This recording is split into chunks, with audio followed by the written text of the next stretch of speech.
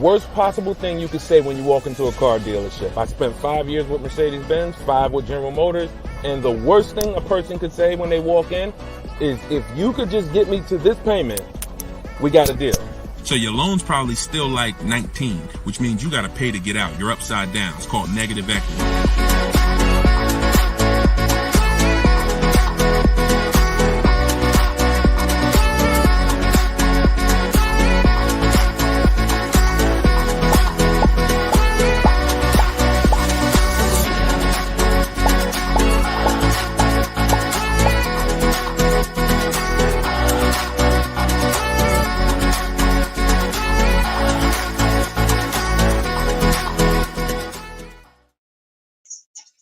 Welcome. Let me mute this because I got the audio going on my phone. We're on Instagram Live. This is our May 7th, Tuesday, May 7th, Car Questions and Answers live stream. I am your host, Deshone the Auto Advisor. You may see these broadcasts throughout the week on TikTok, on YouTube, Instagram, and Facebook. But whenever you don't see the banner above me, that means you're watching one of our live shows, so you guys can start typing your questions. If you don't know me, my name is Deshone the Auto Advisor. Let's get the quick housekeeping out of the way before we start bringing in questions.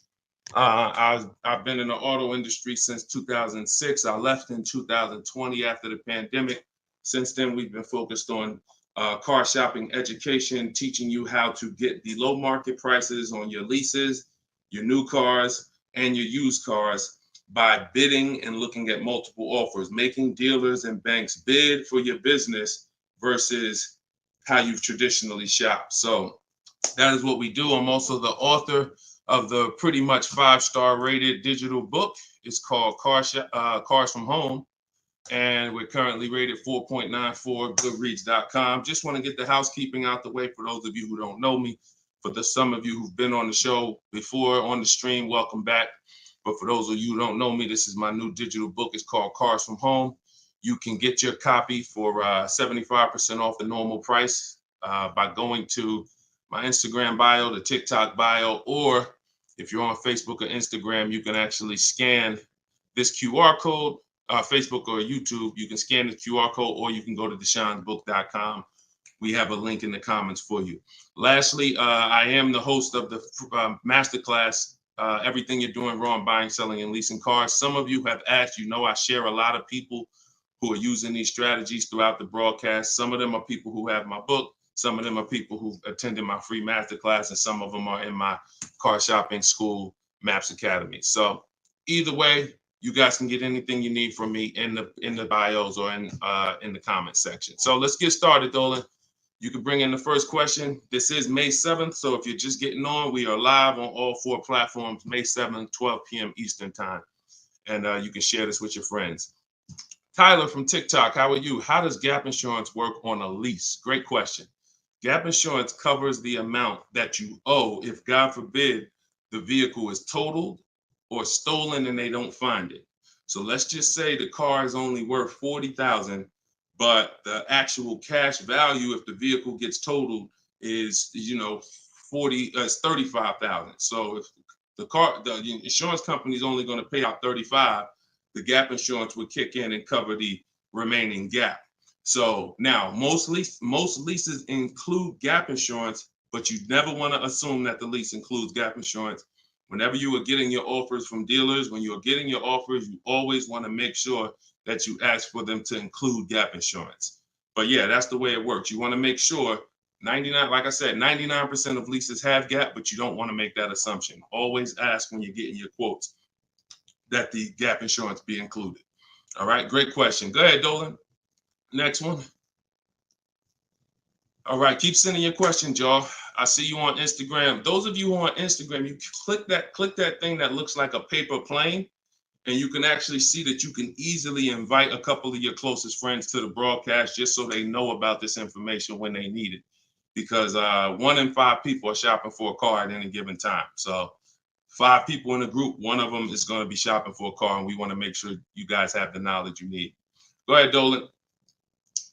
Guys, make sure you are typing your questions all in one question. Try to get it all in one question.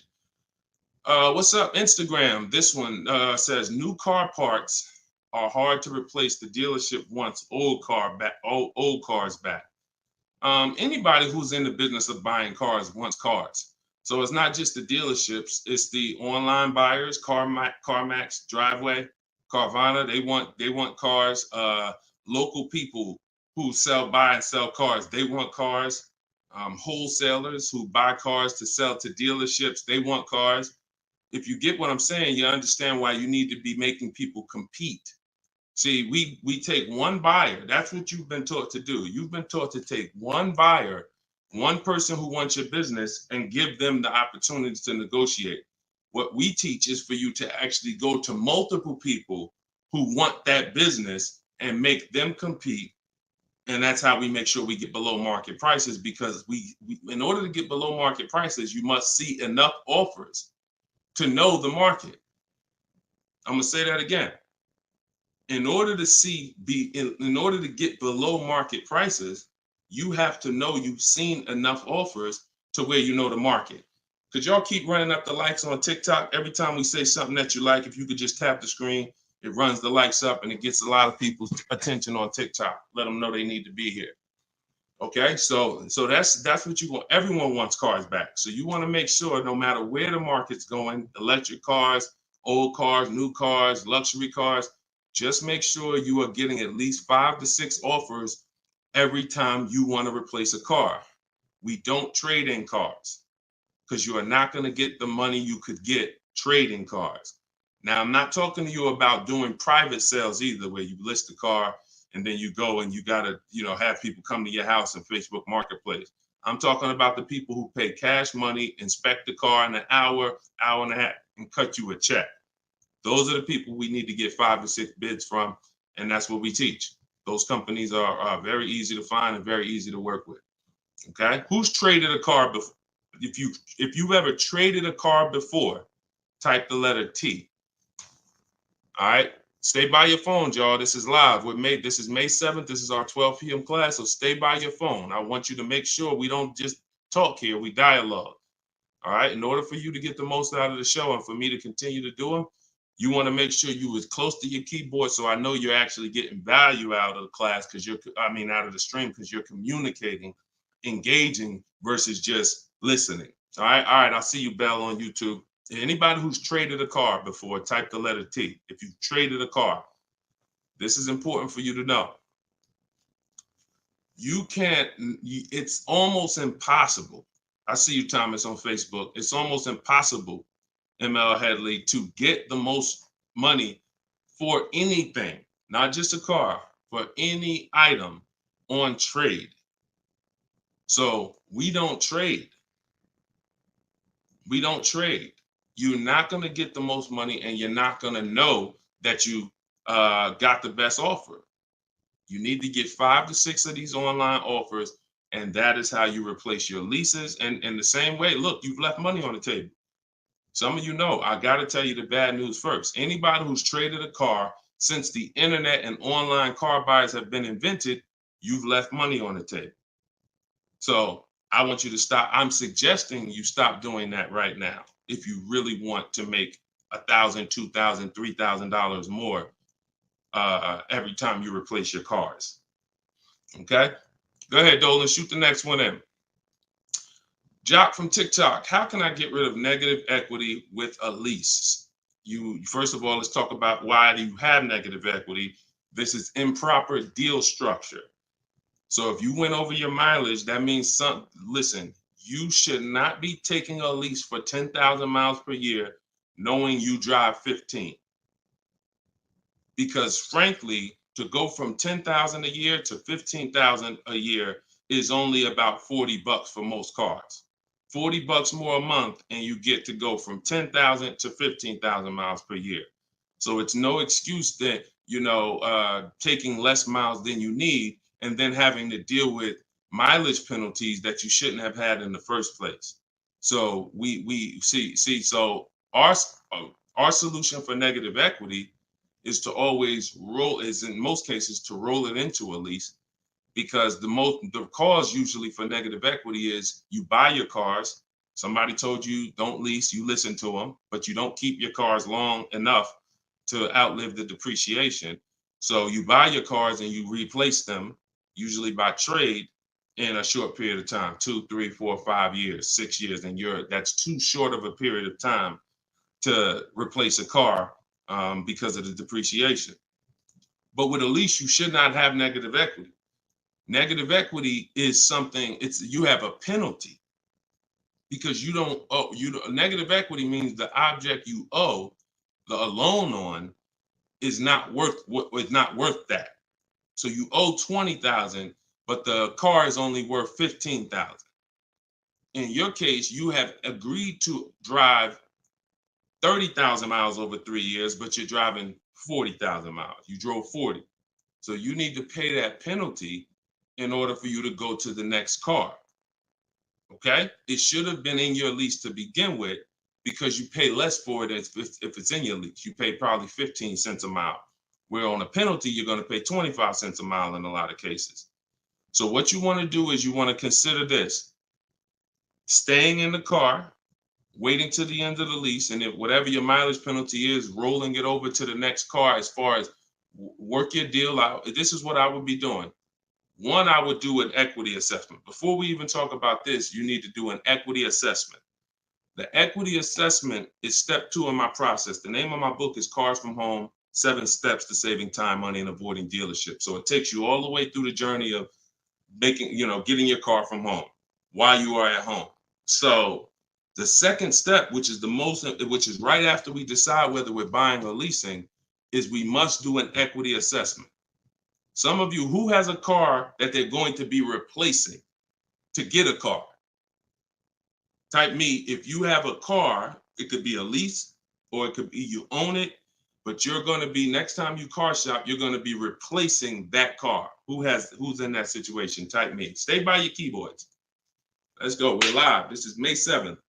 Wake up, people. Wake up. School me. All right, me, I see you. All right. What's up? Y'all can we run the lights up on TikTok? Can we tap the screen? Can we tap the screen if y'all gonna spend time with us on TikTok? Tap the screen. All right. Okay. Let's go. Let's go. Come on, don't play TikTok. I'll close the broadcast. All right. Y'all not paying me nothing. Okay. So I'm asking you for a tap of the screen if you want to stay on with us. All right. We could definitely go TikTok. We could go Facebook, YouTube, Instagram if y'all acting funny today. We got no problem. All right. I appreciate it. I see y'all now. I see the lights running up. All right. So if you have a car you're going to be replacing, then everybody who just said me, then the first thing, once you decide whether you're buying or leasing, is you need to do an equity assessment. So you're going to call your bank. If you don't have a bank, the car's paid for, then you can skip this step, but you're going to call your bank. You're going to find out what your payoff is. Once you find out what your payoff is, you're going to now, if you have a lease, you're going to ask them, do you have a third-party restriction? Now, once you make a note of those things, that's 4 different paths. See, I just talked to 4 different people. It's very important that y'all understand that I don't teach one size fits all car buying advice. So you got to listen closely to see, oh, is he talking to me? Oh, that's what group I fall in. So I just said, some of you are going to replace a car. You have no money you owe on it. You don't need to call your bank. Everyone else, lease or purchase or finance, you need to call the bank, and then you're going to ask for your payoff. Once you have a lease, you're going to do this next step. So some of you who don't have a lease, you don't have to do this step. Then you're going to ask, do I have a third-party restriction? And you're going to make a note of that. And you're going to put yourself into one of those 4 categories.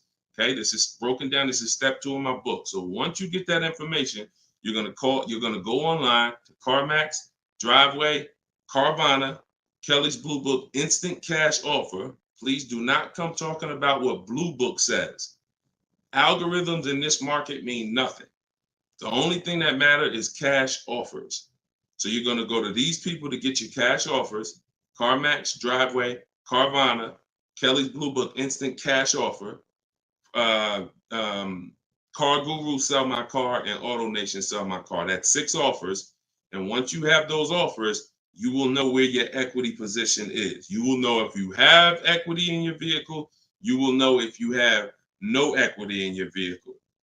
If you are leasing, then there is no such thing as negative equity. Because let's say your payoff is $20,000 and your highest offer is $18,000. You don't have negative equity, you don't owe that. That just means when you go to drop off your vehicle, you can't sell it and make money. That's what that means. Now, if you have a mileage penalty like this gentleman may have, that's different. But that's separate from the equity assessment process. You need to know, what is the asset that I'm driving? What is the asset, the car that I have in my possession, worth on the market? And what do I owe on it? And is there equity there? So that is the step you do before you think about shopping and getting offers, because we break our transactions down into 3 categories. Who we buy our car from, we're getting bids. Who we get our loan from, we're getting bids. And who we sell our car to, we're getting bids.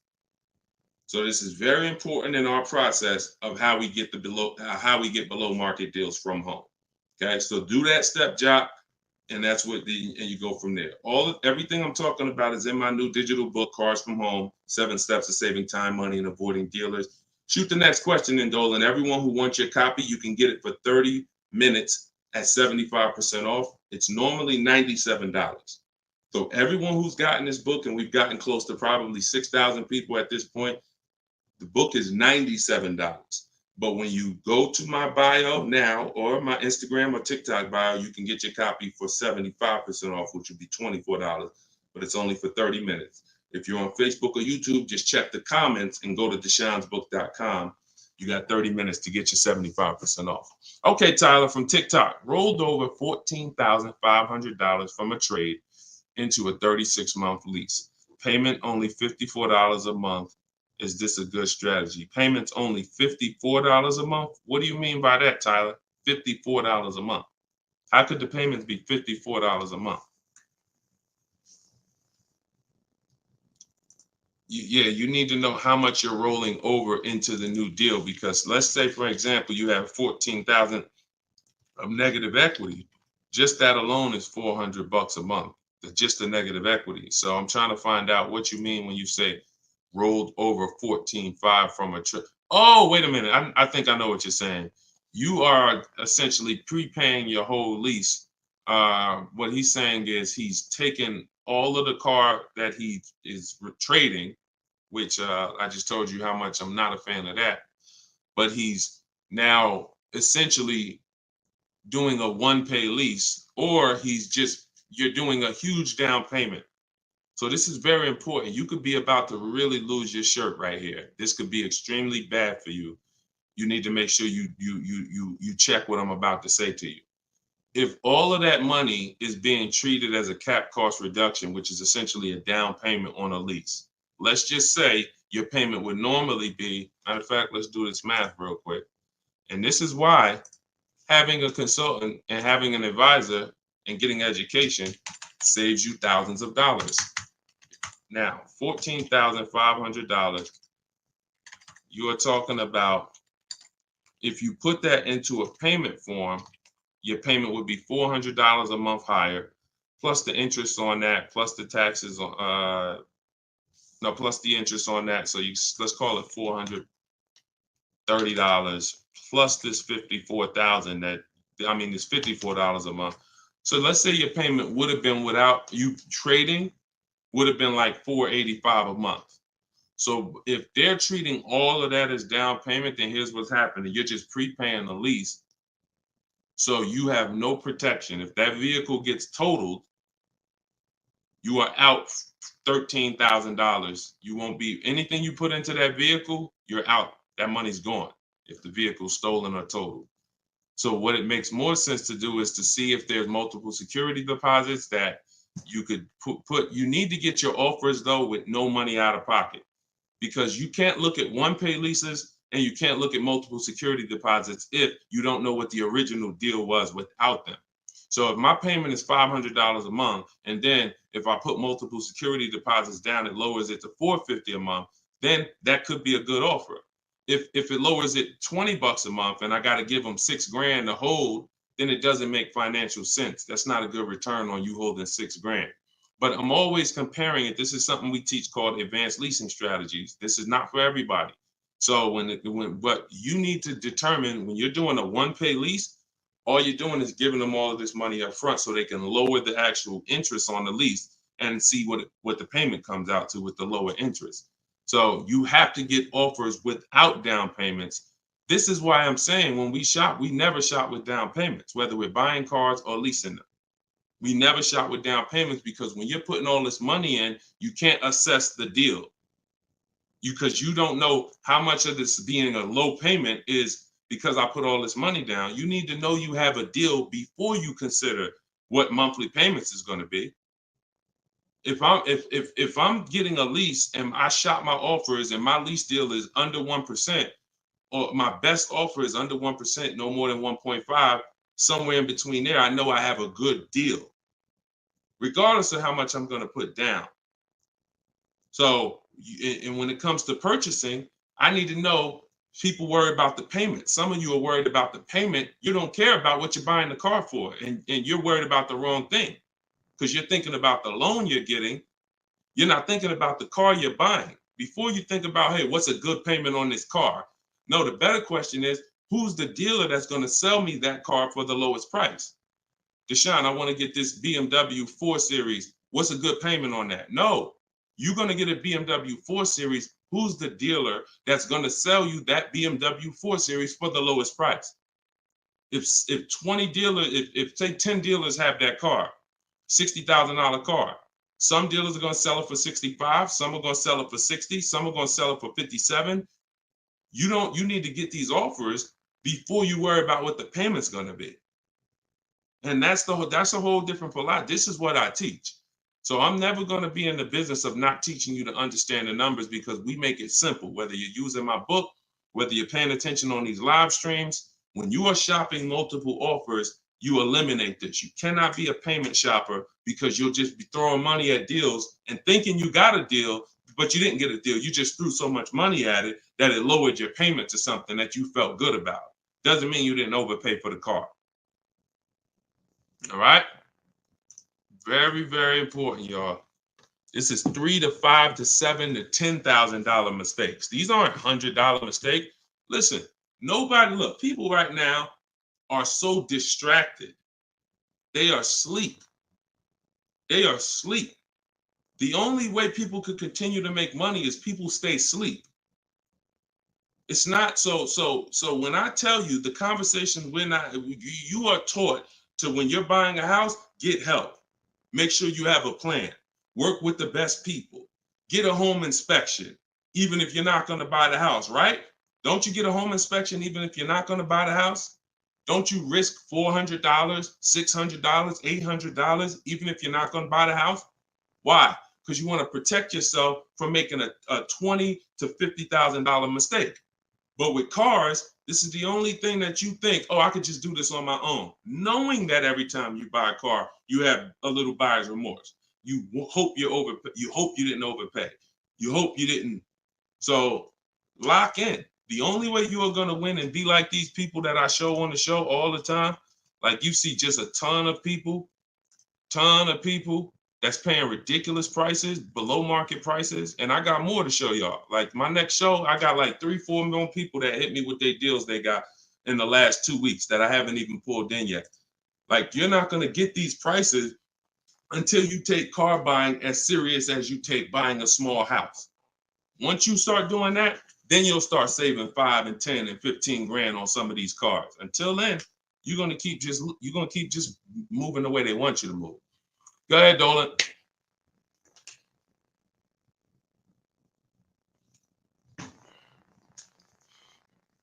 Is there any way to get out of a car with too much negative equity? No. Negative equity is what I call a bad credit for people with good credit. You could have an 800 score. If you have too much negative equity, you're not going anywhere. So the first thing to know is what's the cause. See, we could sit here and we can cure the problem, but until we know the cause, you're just going to go and you're going to repeat the problem. The cause is you're not leasing, but you're not keeping your cars 8 years. So what you're doing is you're losing on depreciation. Your car's value is going like this. You buy your cars, it goes down 15%, 20% the first year, 15%, 12%, 12% is losing thousands of dollars in value for the first 5 years. And then that's when you go to trade it, or that's when you go to replace it. So you don't keep the car long enough for it to start losing a little bit of value because somebody taught you you could just switch cars anytime you want. Buy them and switch them, buy them and switch them. This is a depreciating asset, and you're going to lose every time doing that compared to someone who's getting great lease deals. So if you're not, our rule of thumb is if you're not buying your car to keep it at least 8 years, you should be shopping for great lease deals, not purchases. So you need to know the cause. Now, once a lot of you figure that out, that that's true, and you learn that all of this bad structure has cost you, you're going to lease. You're going to say, Deshone, I'm not keeping my car 8 years. I'm leasing my next car. If you don't have too much negative equity, then what you should be doing is trying to cover the difference. So you're going to do that equity assessment process that I laid out about 10, 15 minutes ago. You're going to do that equity assessment process. If you only have a $1,500 to $2,000, $3,000 difference between your best offer and your highest offer, I mean, let's say you owe 20 grand, but somebody's going to offer you 18, then I would pay off the difference all day long because I'm still winning with a bidding system on there. See, when you get bids, even when you have negative equity, that's still you're still getting the most money for the car you can get, which means your negative equity amount is going to be the lowest it can be. So you always want to explore if I could pay the difference between my highest online offer and my negative equity, that's the best. Because once you can't do that, now you eliminate the ability to be able to participate in a bid because you have to trade. This is the only time where we have to trade because you need somebody to finance that negative equity because you can't pay the difference. You don't have the cash to pay off the negative equity. See, if I know that I can cover my negative equity by selling the car to CarMax and I pay $2,000 and I'm out of it, that means now I can get bids for my replacement car, which is what we do. So I could get the lowest bid for the car I'm buying, the highest bid for the car I'm replacing, the lowest bid for my interest if I'm buying. Once I have to trade because I have too much negative equity, I can't do that. I can only get the bid for the car I'm buying, and then I have to ask that dealer to roll my negative equity into the car that I'm buying. And the problem with that is that dealer is not going to win a bid. So even though CarMax may have been offering you 18, that dealer may only be able to offer you 16. So what would have been $2,000 of negative equity is now $4,000 of negative equity. That's why paying the difference is always best if you want to maximize the deal and get below market deals. That's it. But if you have too much negative equity, you can't do that. Now, it's very important that you understand something regarding the car you're replacing your negative equity with, the next car you're going to buy. You can see Sean uses our bidding strategy. He's in our private group. For all of you who want to know about my private groups and you have to attend, there's people who ask me, who are these people? You must attend my masterclass in order to be eligible to be in our educational course. So this is but what it is my book in video form with coaching. So the 7 steps are the same. Those of you who are using the book to get to your goal, use the book. It's just different ways of learning. So anyway, you can see Sean here he got his bids and he found a car that had a $15,000 rebate. He didn't know that, a $15,500 rebate. So if Sean wanted to bring negative equity over to this vehicle, he's buying the car so low with all the rebates, he could bring over 5, 10, 20 grand of negative equity, and he's still going to be able to do it. Because as long as you're getting a big discount, you actually can, the bank is not going to lend 25% more than like 25% more of the car's value. So you can't slap 10 grand of negative equity on a $30,000 car. And the bank is going to look and say, why would we lend $40,000 on a car that's worth 30? There's something called loan to value ratios. It's in all forms of lending, loan to value. So you have a cap based on the price of the car. There's only 25% or so more that the bank is going to lend. So if you're trying to do no money down deals, having too much negative equity prevents those. So this is why we need to get out of negative equity and stay out of it and start leasing. Stop buying your cars. The only time you actually switch from a purchase with negative equity, I own my car and then I'm switching to another car and it's a purchase, not a lease, is if you had like an emergency. You were going to keep the car 8-9 years, but you just had a bunch of kids and now you need a whole different car. It's a life, but if you're not keeping the next car 8+ years, you shouldn't be buying again. You're going to be back in negative equity every time. Okay? All right. Go ahead, Dolan. You can shoot the next question. TikTok, I see y'all. We are live. This is May 7th. This is our 12 p.m. Eastern time show. If y'all can, every couple minutes, if you could tap the screen, if you're enjoying the show, if you're enjoying the stream, keep running the likes up on TikTok. Appreciate y'all. All right. Instagram. My lease on a CX5 is coming up. CarMax value is showing 21,000. My buyout is like 18. Should I buy it and keep it? No. Why would you go from a lease with a great, and look, I'm going to talk different on every show because I know some of you are new. Okay. Who's new here? If this is your first time ever on a live broadcast, on a live stream with us, just type the number 1 and then we'll answer the brother's question here. Who's new? All right, I see you, Khaleesi, on TikTok. I see you. If this is your first time on a stream, you've never been on Car Shopping Questions and Answers with us, type new. Okay, I see you, Matt, on Facebook. I see you, Vince, on Facebook. Melanie on YouTube. DJC Square, I see you. Okay, I see you, John, on YouTube. Okay. All right, TikTok quiet today, boy. I never saw TikTok this quiet. They ain't hitting no likes or nothing. That's all right. God bless them. God bless them. All right, so Instagram. Let's talk about this. Let's talk about this equity position you're in. Right now, you could sell that lease and make $4,000.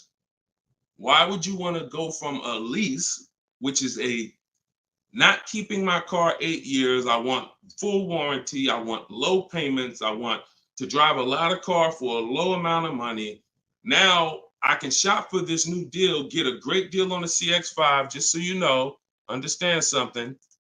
CX, look, let me show you something. This was Tiffany rode in, and Tiffany got a Mazda CX50 a couple weeks ago, not too long ago. Look at this.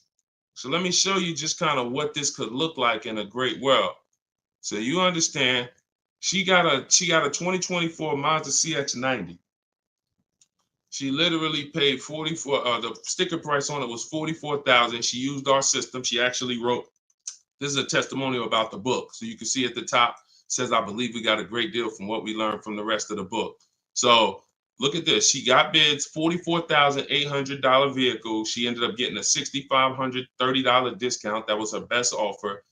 And then, so her lease payment on this would be incredibly low if there's a good lease program. But you're not going to save this kind of money negotiating. You want to sit at home, get bids, contact at least. We get at least. We don't make a decision until we get 5 to 7 offers. We will not make a decision on a car until we get 5 to 7 offers, because 80% of dealers are overpriced.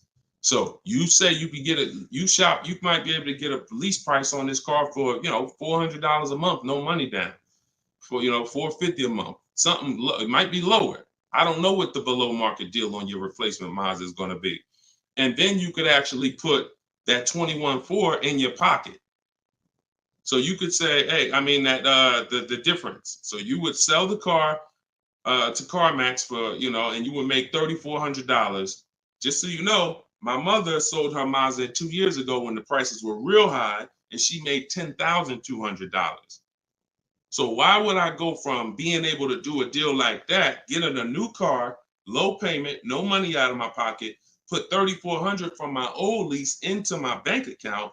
Why would I want to go from doing that to buying a used car, which is buying a 3-year-old Mazda, which is what you're suggesting when you say, should I buy it and keep it?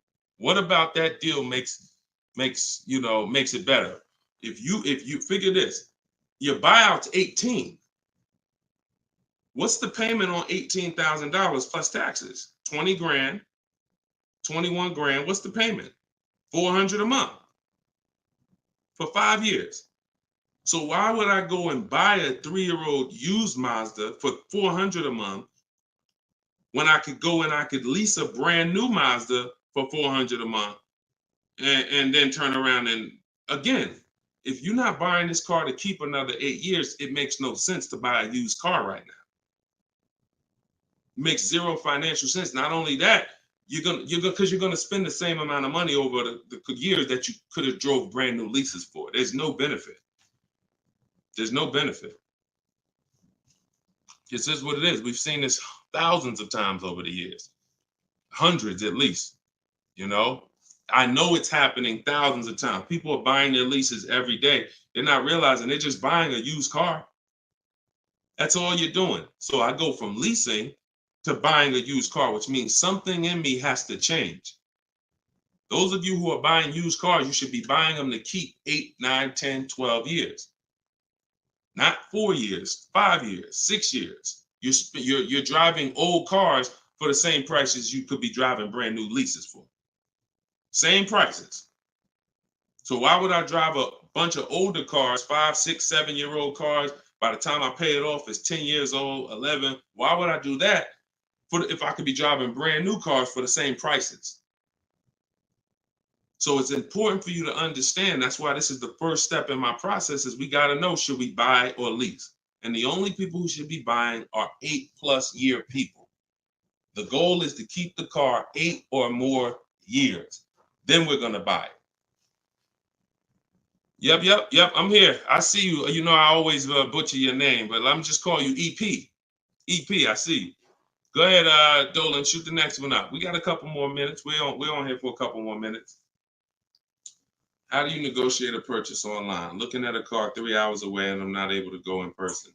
So what I would do if you've done all the research to make sure that car is a great below market price, if that's a below market price, then what I would do is I would call and verify that there's no fake fees that are not online. So when you see a car that has a $28,000 price, we're going to call and make sure that what the fees are should only be tax, title, documentation fee. Tax, motor vehicle fees, and documentation fee should be the only prices, only fees.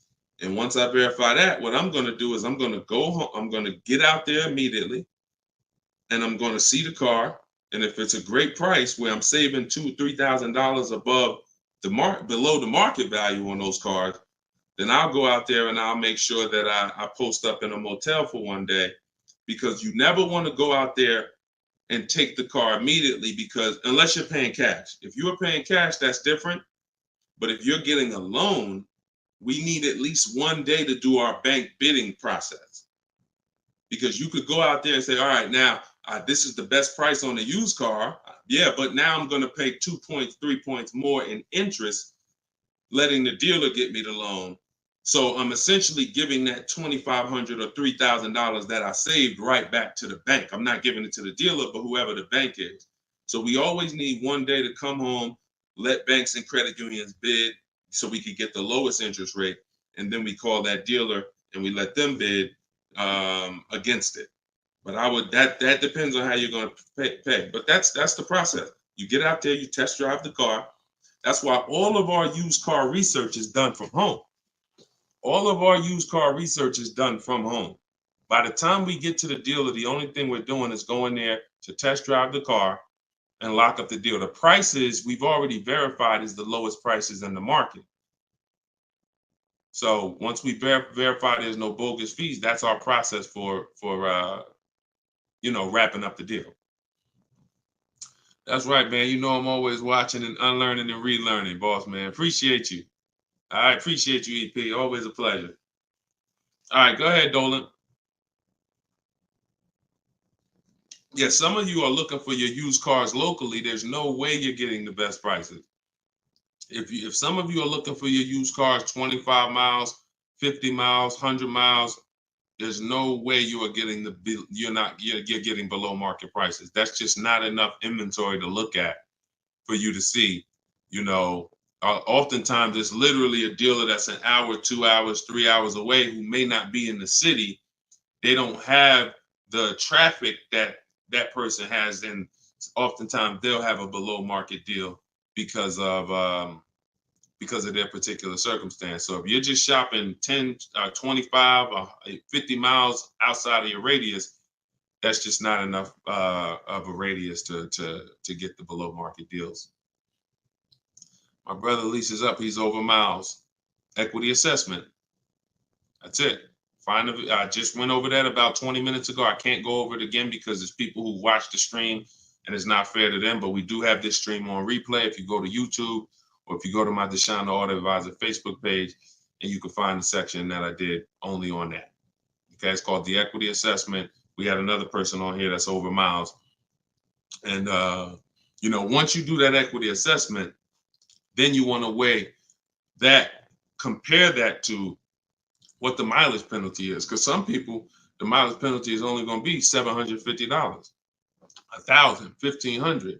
You could have that rolled into your next lease offer.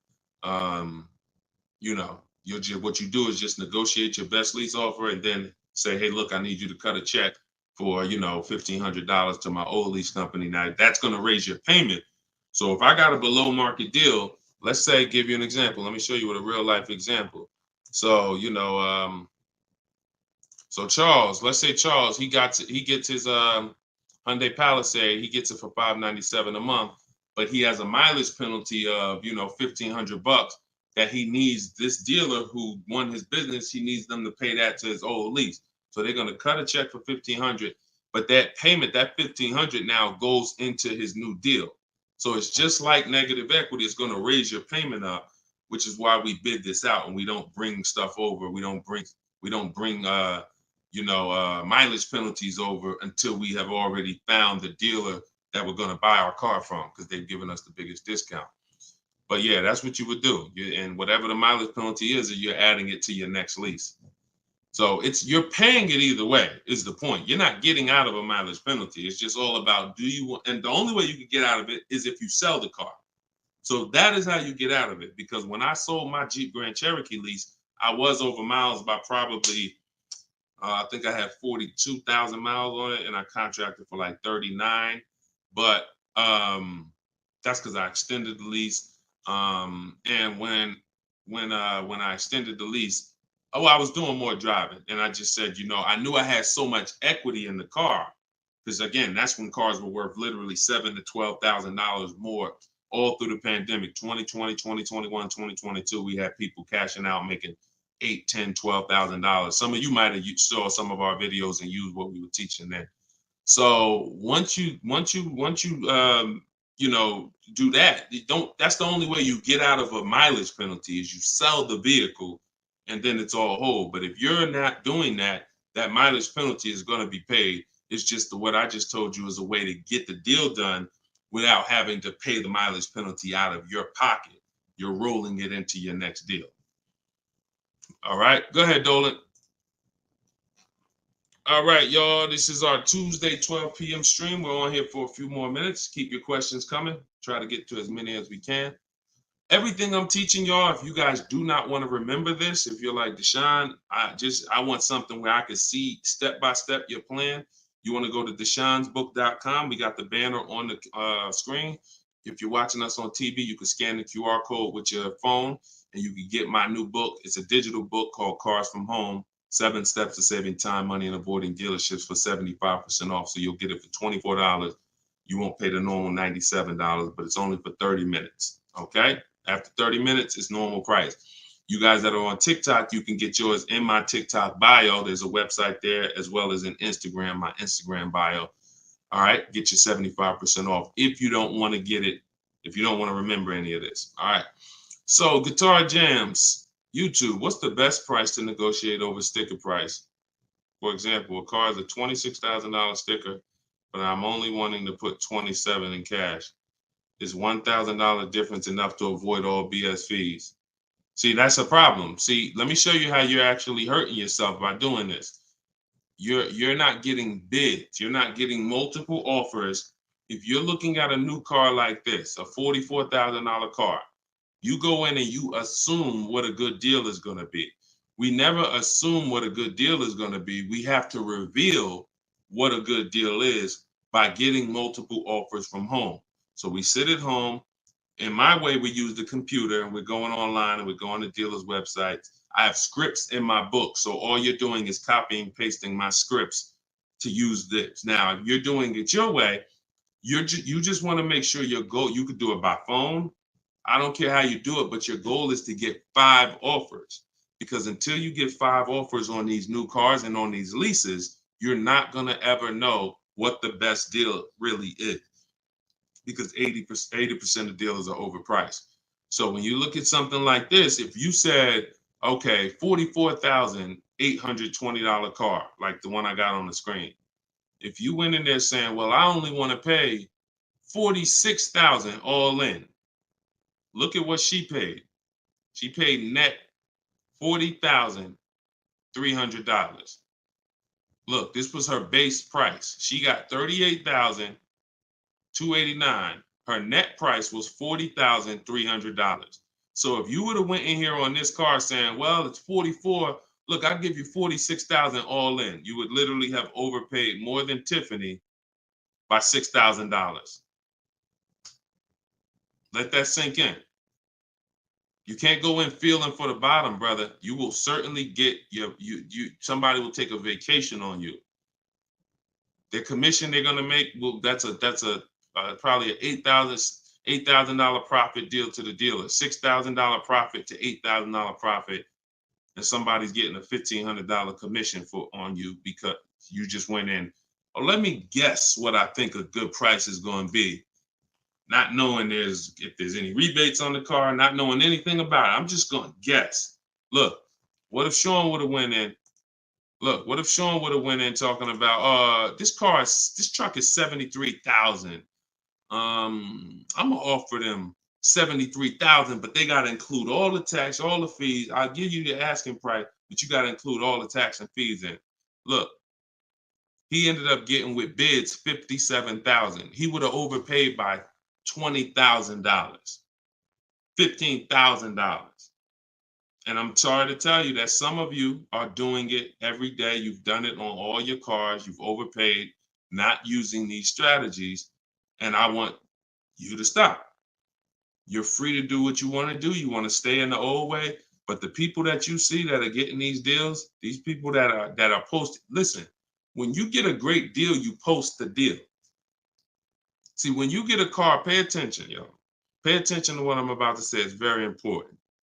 When you actually have strategy to get great deals, you actually post the deal. This is our private group where we post our deals. Look, people are not just happy about the car.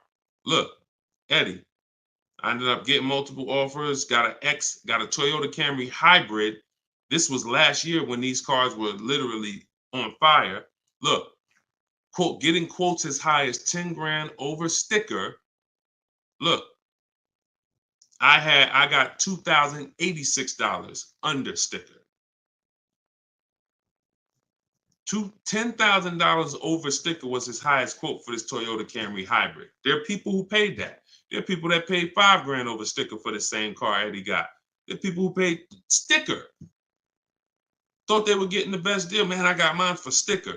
He got his $2,086. Some of you who might see this broadcast, you might have the same car.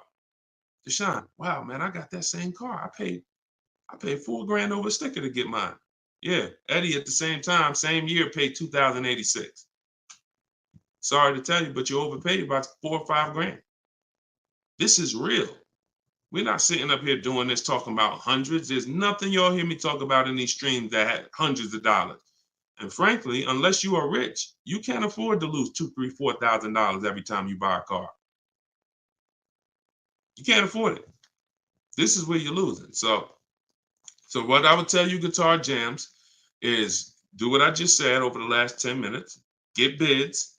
If you want the system for doing it, that's in my book. If you want to do it your way, I don't care how you do it. Just get at least 5 to 7 offers so that you can see where the best offer truly is.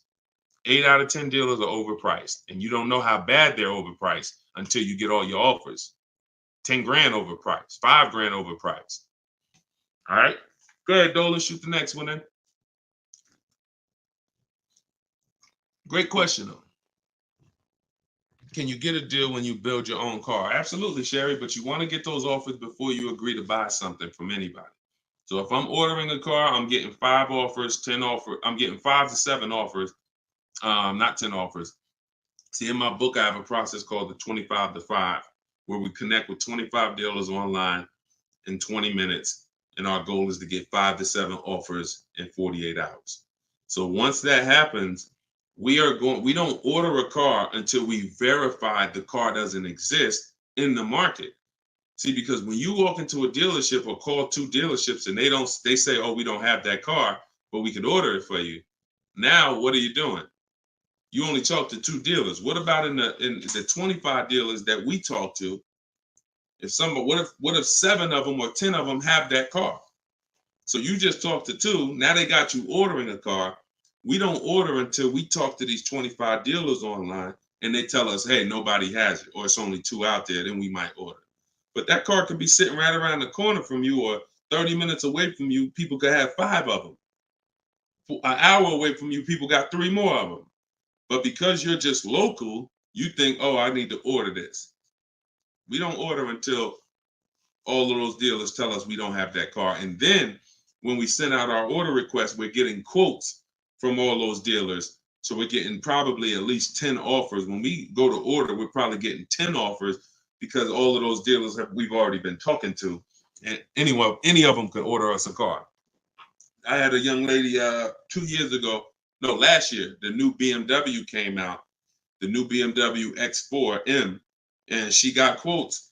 And to order, nobody wanted to give her below sticker price. Some were higher than sticker. The person who won the bid was giving her $3,000 below sticker.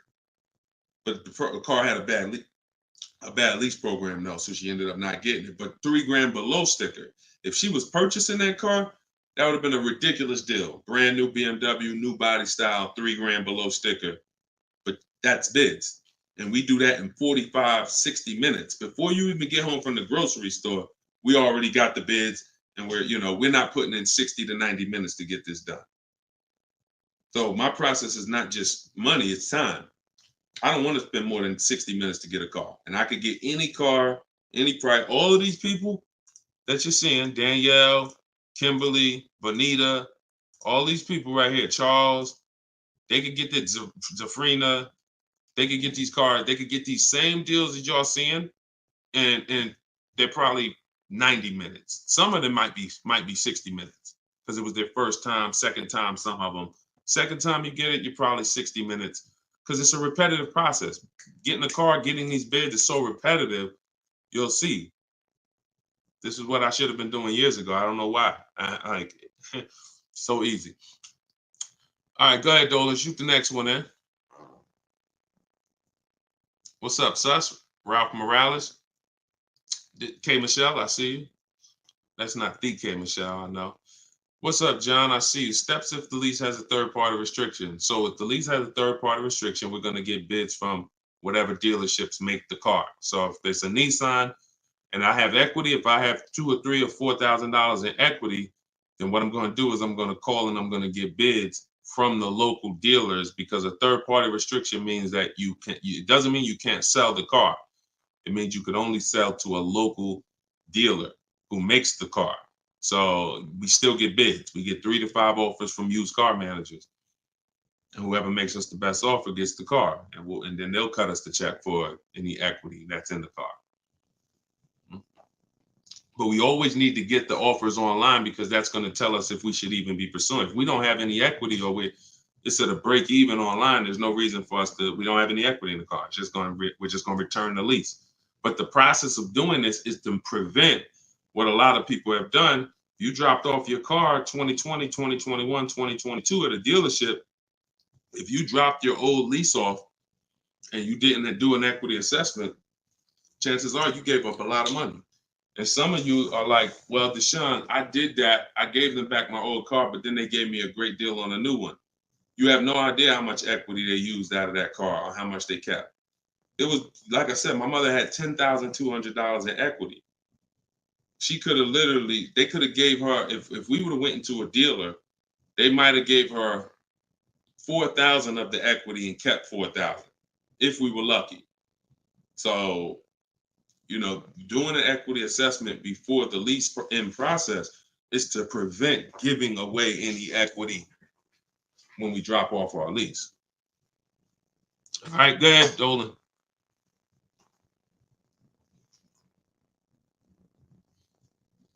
This is our Tuesday, May 7th live show, 12 p.m. If you don't see the banner above me, that means we're live.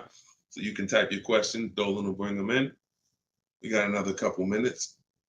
Hey, Deshone, currently in talks with dealers for a good offer. Thanks for all your help. Great. I feel empowered and confident I'll get the best price. Get the book, everybody. Stop leaving money on the table. Thank you, Nico Smooth. See, it's empowerment. It's the only way to feel empowered. You are not going to feel empowered going and negotiating with a car salesman. Anytime you're working with us, it's already set up for you to leave not able to guarantee you got the best deal. Nico Smooth, he's going to guarantee it. I don't know if that's a woman or man, but they're going to guarantee it because they're getting offers. They're getting offers. If you went in, if you had to buy a 100-inch TV and you just went out right now in the first store you found that had one, you just paid it. Or you looked and said, man, I think that's a good price. 100-inch, man, that's only, $900. I feel like that's a great price. Meanwhile, you didn't look on Amazon. Amazon had a better brand for, $200, $300 less. Or Amazon had the same brand, or Walmart had a better brand for $300 less, or Best Buy. These are the same principles. It's impossible for you to go into a car dealership and get a good deal and you don't know the market. The market you only know through getting offers. Once you get the offers, you see what the best market prices are and you pick the lowest one. That's how you get the below market offer. So I'm glad, Nico. Enjoy, and definitely send us your success story. Just like Tiffany did, email me your success story when you get that offer and you close that deal out. Way to go. Go ahead, Dolan. What's up, Todd Billions? Do you need to check dealers in other states? I live in Florida. Depends. We will go with, all right, so some people will do my strategy is called the 25 to 5. We're connecting with 25 dealers online. Some people, they do it through offers. If the state is not too big, maybe their 25 dealers is all, if their state is really big, maybe the 25 dealers are all in the state. But some people, they might only have 12 dealers in their state, and so they're going cross state lines, and that's very common. That's very common. If you look at Sean posted in our group, and he said he ended up expanding his search to 150 miles outside his area to find this deal. He said, I'm going to another state to pick this up, which is something I never would have thought of before he attended the class. So he attended my master class. All of you who want to attend my free master class, it's called Everything You're Doing Wrong, Buying, Selling, and Leasing Cars. You can go to my TikTok bio, and you can go to my Instagram bio. We have a comment in the comment section for you guys who are on Facebook or YouTube. But this is, the local business is going to die. When you see and you shop online the first time properly, you're going to find out that the local business is going to be dead to you unless they win the bid. And you're not going to be committed to local anymore because, look, Sean is driving to another state because his best offer, it saves him $4,000. So no other dealer near him made him the other offer. This dealer that's in another state made him, and it's $4,000 better. So literally, if he has to drive 4 hours, 2 hours there, 2 hours back, he's literally making $1,000 an hour. This is the money we talk, big money talk. So yeah, go as far as you need to get 5 to 7 offers and get the below market deals tied. Go ahead, Dolan, shoot the next one up, brother. Great question.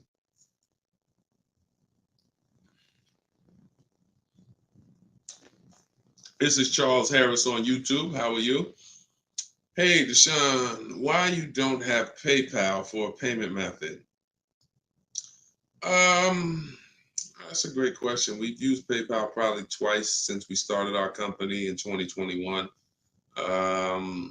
We just found that Stripe was a better company to work with for the business. We do have, I believe we have Klarna. So for those of you who are familiar with Klarna, they'll let you break up the payments interest free. For the book or any product we sell, we make Klarna available for the last year.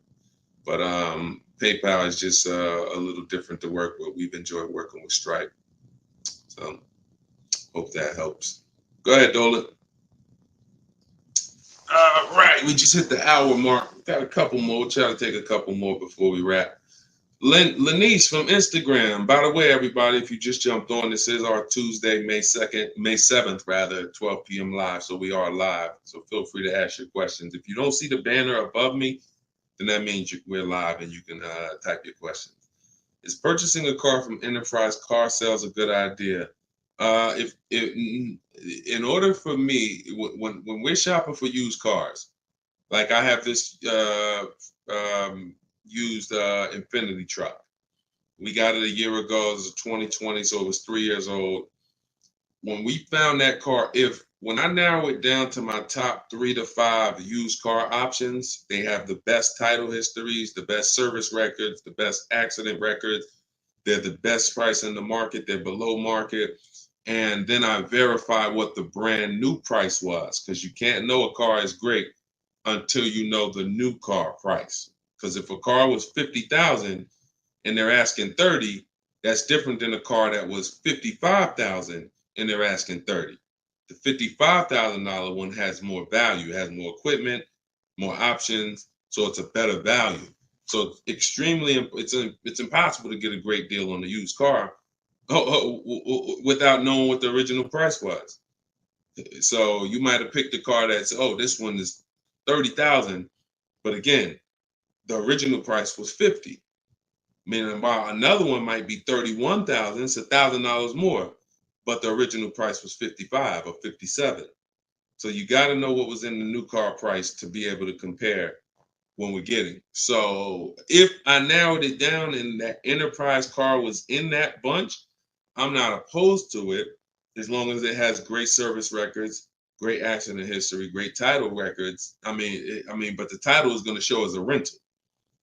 So when I say great title history, you got frame damage, you got salvage titles, you got rebuilt titles, cars that have been totaled, rebuilt.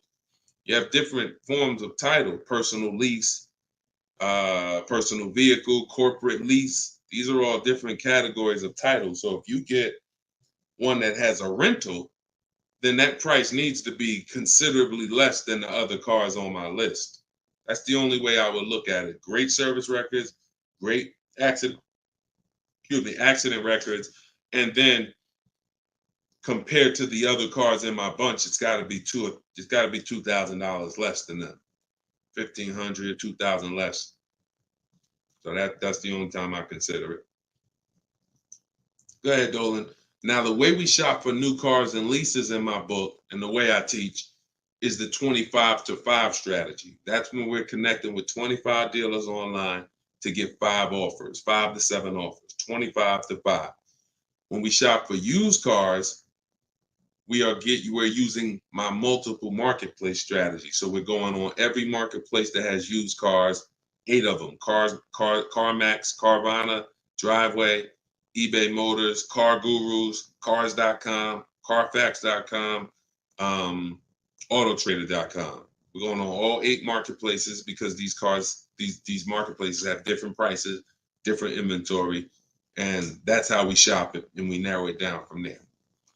All right, Fo from TikTok. Best way to trade a vehicle and not be upside down. We already had 2 questions about negative equity. So what you want to do, Fo, is either go to YouTube and go to Facebook. The replays are there once we end the show. Just find somebody who had that same question. Somebody asked about replacing a car that they had negative equity on. Upside down, negative equity, same thing. Just 2 different terms. Go ahead, Dolan. Everybody getting value out of the show. If you're getting value out of the stream, type $signs, type a $sign. If you're getting value out of the stream, type a $sign. All right, everybody getting value? All right, I see you. Perfect. Good. Good. I see you, John. I see you, Tracy. All right, I see you, Sterling. Yep. I see you, Charlene. I see you, EP. Perfect. Glad everybody's getting value. Charlene said, thanks for the education. I just finished the first read of your book. Now I will start the process to buy a new car following the 7 steps. Congratulations, Charlene. Way to go. Now, some people choose to go the book step by step. So the last step that Charlene just said, step 7 is delivery. So you're not really getting, some people do this. And I can't, it depends on how you learn. The book is set up in a way where everything I teach is set up in a way when y'all hear 7 steps, it's set up where if we talked on the phone, I would be saying, do this first, call me back. Do this second, call me back. Do this third. And then by the time we get to step 7, we're setting up for delivery or the pickup of the car. So some people never read the whole book. They just do 1 step at a time and they never see step 7, me congratulating them for delivery until they are at that step. Some people read the book straight through and then come back and do the steps. So whichever way you decide is up to you. The quickest way to your car, the quickest way is to just do 1 step at a time and then not read forward until you get to that step. But everyone learns different, and everybody, that's just if you want the quickest way, you want to get a car in literally 48 hours, don't read the whole book. Read 1 action step at a time, cross it off the list, and get it done.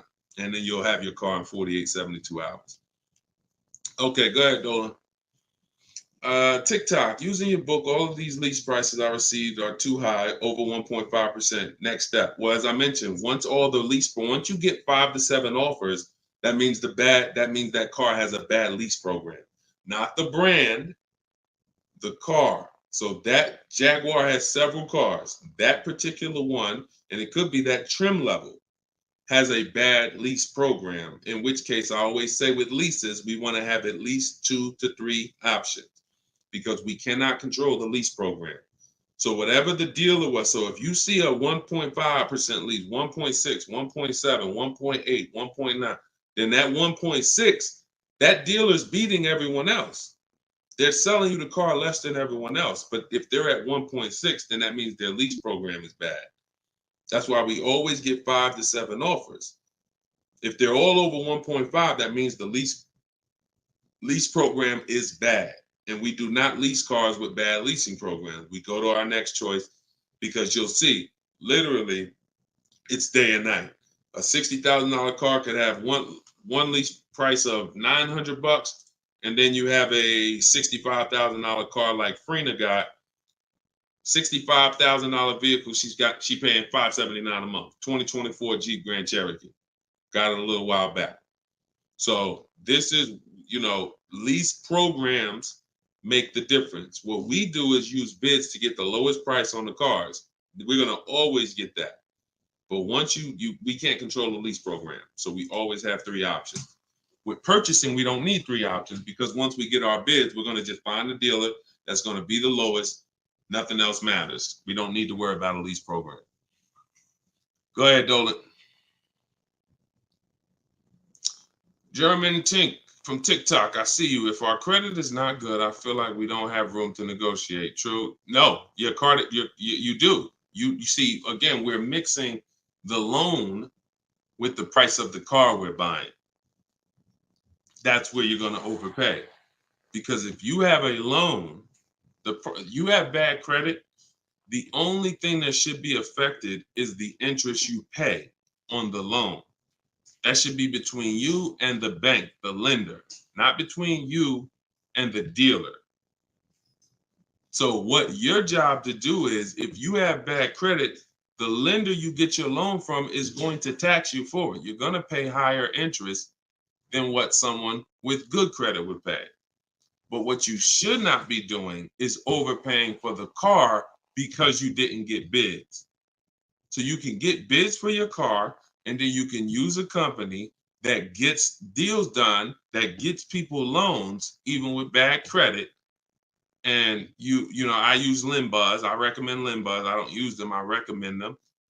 So you could either, pay a high interest rate and get a great price on the car, or you could do what most people do: get a bad price on the car and pay a high interest rate because they're going and they're shopping desperately. So in my process, we would get with Limbuzz, get our pre-approval with Limbuzz, and then we would go and we would shop and get bids to make sure we're finding the lowest price on the car. See, once you learn what we're doing and you start doing what I'm telling you, using what we're talking about here, you're going to see the car price is independent from the loan. You've been taught to focus on the loan, which is how much my monthly payment is going to be. Oh, am I going to not be able to negotiate? The car's price we're negotiating has nothing to do with the loan we're going to use to buy it. Okay? So everything that I taught from today, guys, is in my book. It's my new digital book. It's called Cars from Home. You saw it if you were here earlier. We're rated 4.94 on Goodreads.com. Thank you to everyone who's reviewed the book and gave us 5-star reviews. You can get your copy in my TikTok bio for 75% off. That's $24. It'll be in your email in 2-3 minutes, in my Instagram bio. But don't let that timer run out, because then the price does go back up to $97. You can get yours for 30 minutes. And the same thing online here on YouTube, Facebook. We have the banner here. You can scan this QR code with your phone if you're watching us on TV. And this is what we do, y'all. We do these shows throughout the day. You can see on what time we'll be live. So we'll be back for the next one shortly. And make sure when you see us, you hop on and ask your questions, all right? But let's go get these deals. Shout out to everybody who's committed to unlearning and relearning. In order for you to win with what we just talked about, you have to unlearn the way you were taught to car shop. You have to unlearn that and relearn the new way. All right? God bless y'all. Enjoy the rest of your day. See you soon.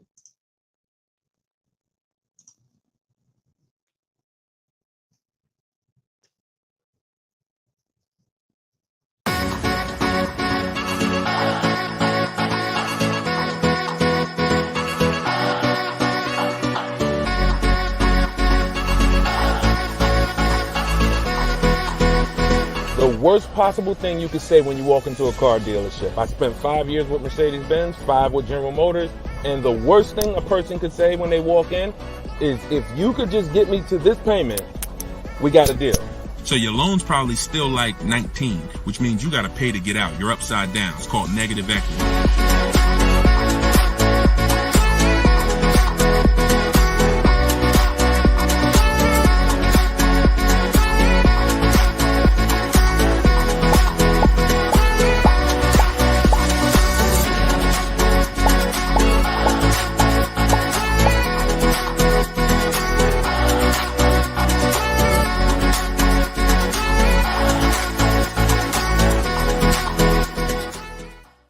In the next 12 months, if you are car shopping now, or in the next 12 months, I want you to type a 1 in the chat as you come in. My name is Deshone the Auto Advisor.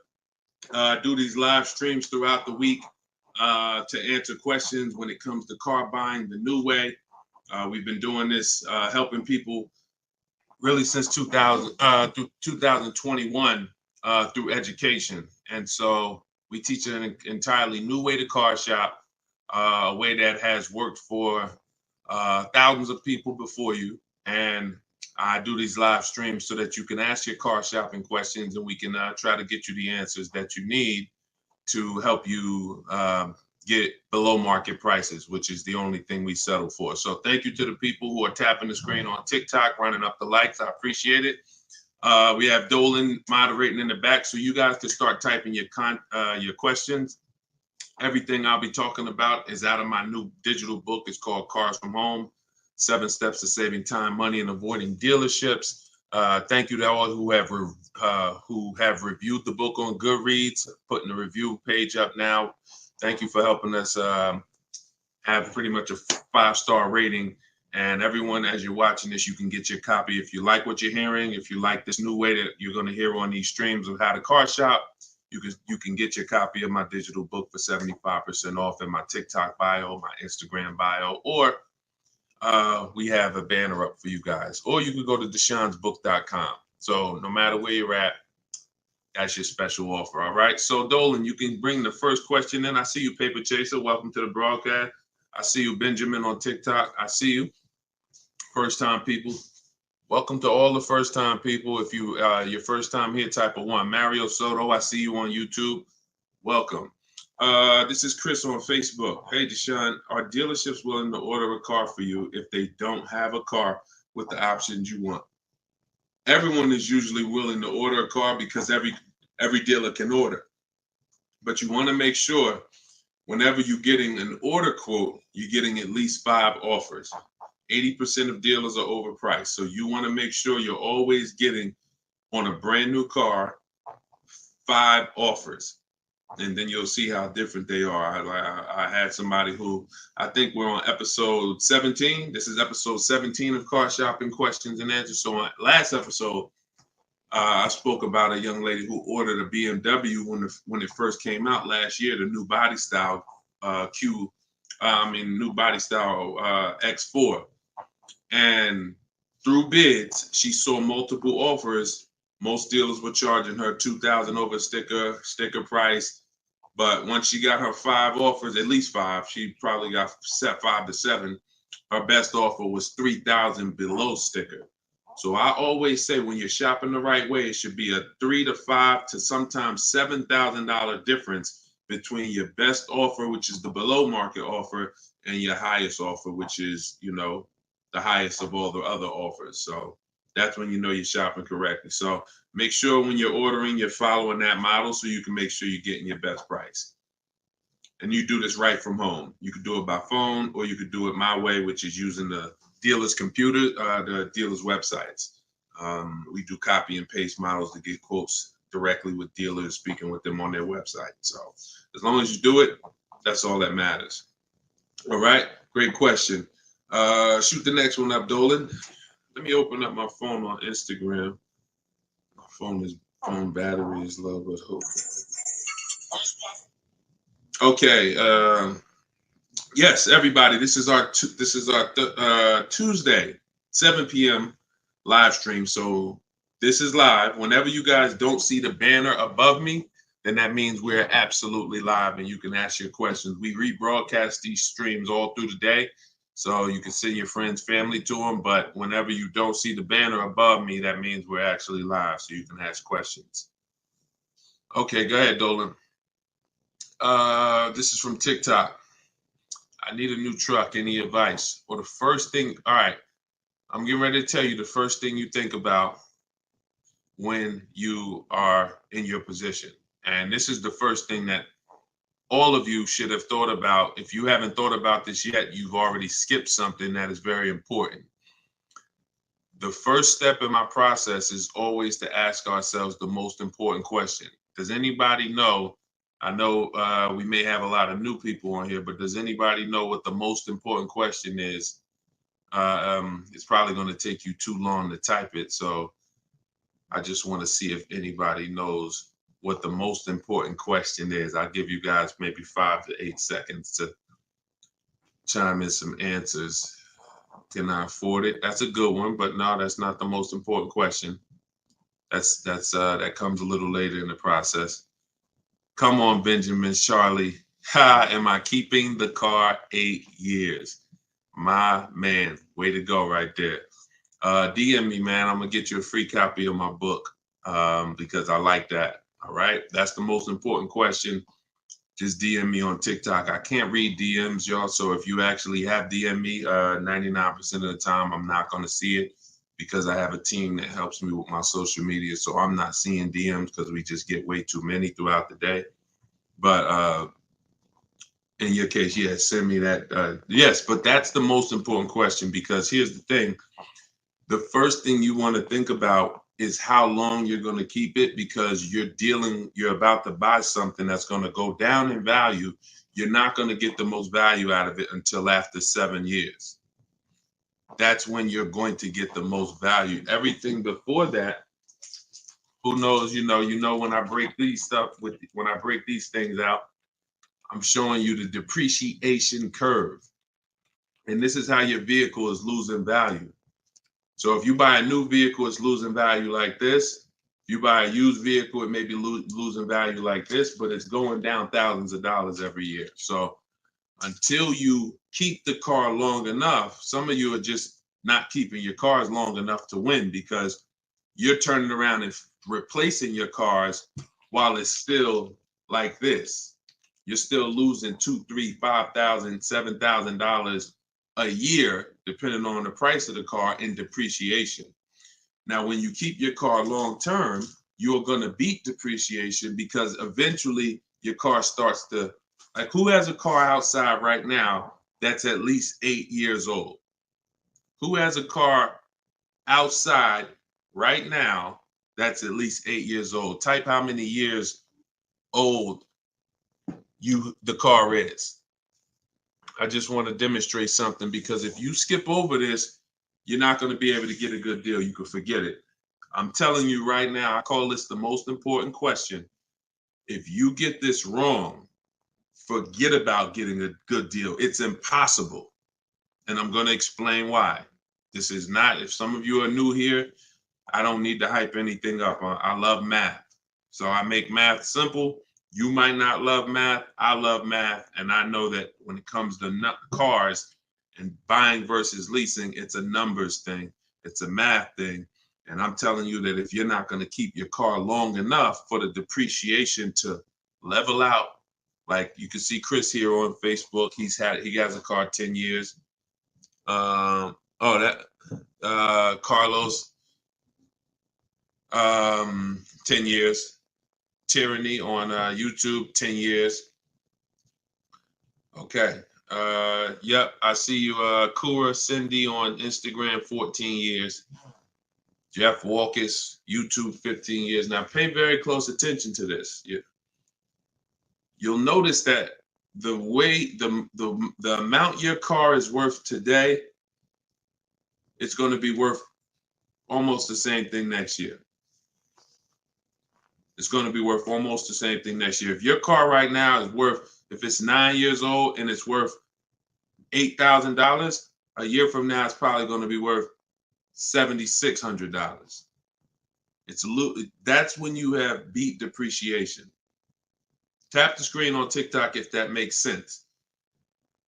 See, if your car is only losing, some of you see these answers, until you are actually keeping your car long enough. It's not about when you pay off the car. A lot of people think that that's the car's paid off. It doesn't matter. The value of the car is going down. This is why I call this the unseen expense. Depreciation is the unseen expense. And so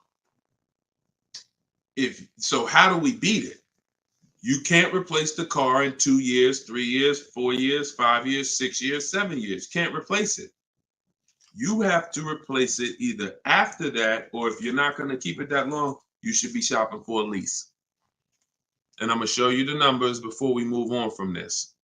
I'm going to make this point very clear. Now, this is step 1 in my book. This is why if you don't get this step, you cannot get a great deal on a car. So Instagram, I just want to let y'all know that if you're enjoying what we're doing, there's a button that looks like a paper airplane at the bottom of the screen. If you could hit that and just quickly in 10 seconds, tap 3 friends or 1 friend, anyone, I don't care. Just invite people over, because I know they'll appreciate it. Because a lot of you guys have friends right now that are outside in dealerships getting overcharged as we speak.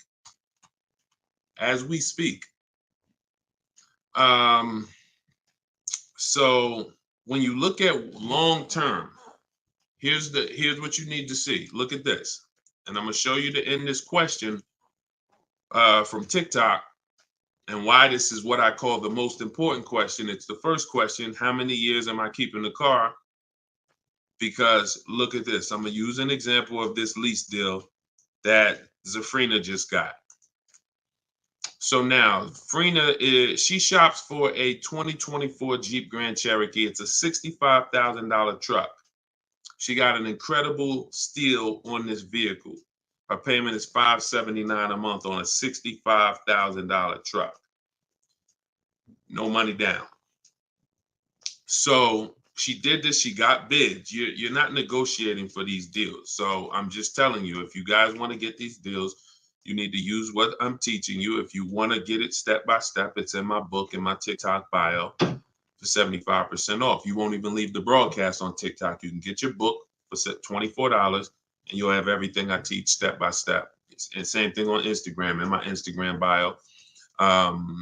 You can get it for 75% off for 30 minutes. So I want to show you guys this. And you know what? That lease deal is too great. I don't even want to use that. Let me use something that our average people are getting no problem.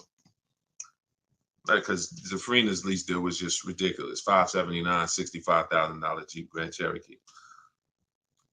From home, by the way. 60 minutes. Maybe she put in 90 minutes. It was her first time using this stuff. 90 minutes. So Danielle got $550 a month. First payment was all she gave them. So there was no money down. She got an Audi A3, $44,000 new vehicle. She's paying $550 a month. Now, I'm going to ask you guys a question. Danielle gets this sitting at home. And look, she said, due to circumstances, because some people like Deshone, she might have had time, a lot of time to do this. You know, I need a car in like 30 days. Well, she said, due to circumstances out of my control, she posted this in our Facebook group. I had to lease something quickly. Yep. I took the course last week. And now, by the way, my book is my course.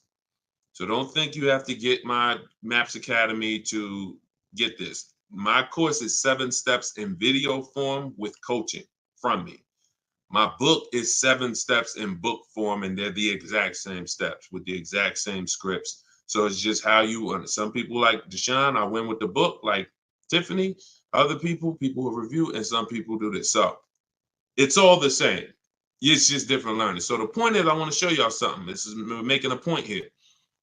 So she got $550 a month, $44,000 car. How much is every $5,000 on a car loan, everybody? If you're looking, some of you have seen this in a video before. Every $5,000 that when you look at a car, you see it's $5,000, $10,000, $15,000, $20,000. How much is every $5,000 on a car loan monthly payment? Let's see if anybody's seen this. I'll give you guys another. Thank you, Nico Smooth. $100, perfect. Carlos Thomas, $100. Yes. So that is BG Meats. Yes, $100. Perfect. Perfect. Blooming Chosen One. Perfect. See, so this is why this is important for those of you who are going to purchase, not those of you who are going to lease.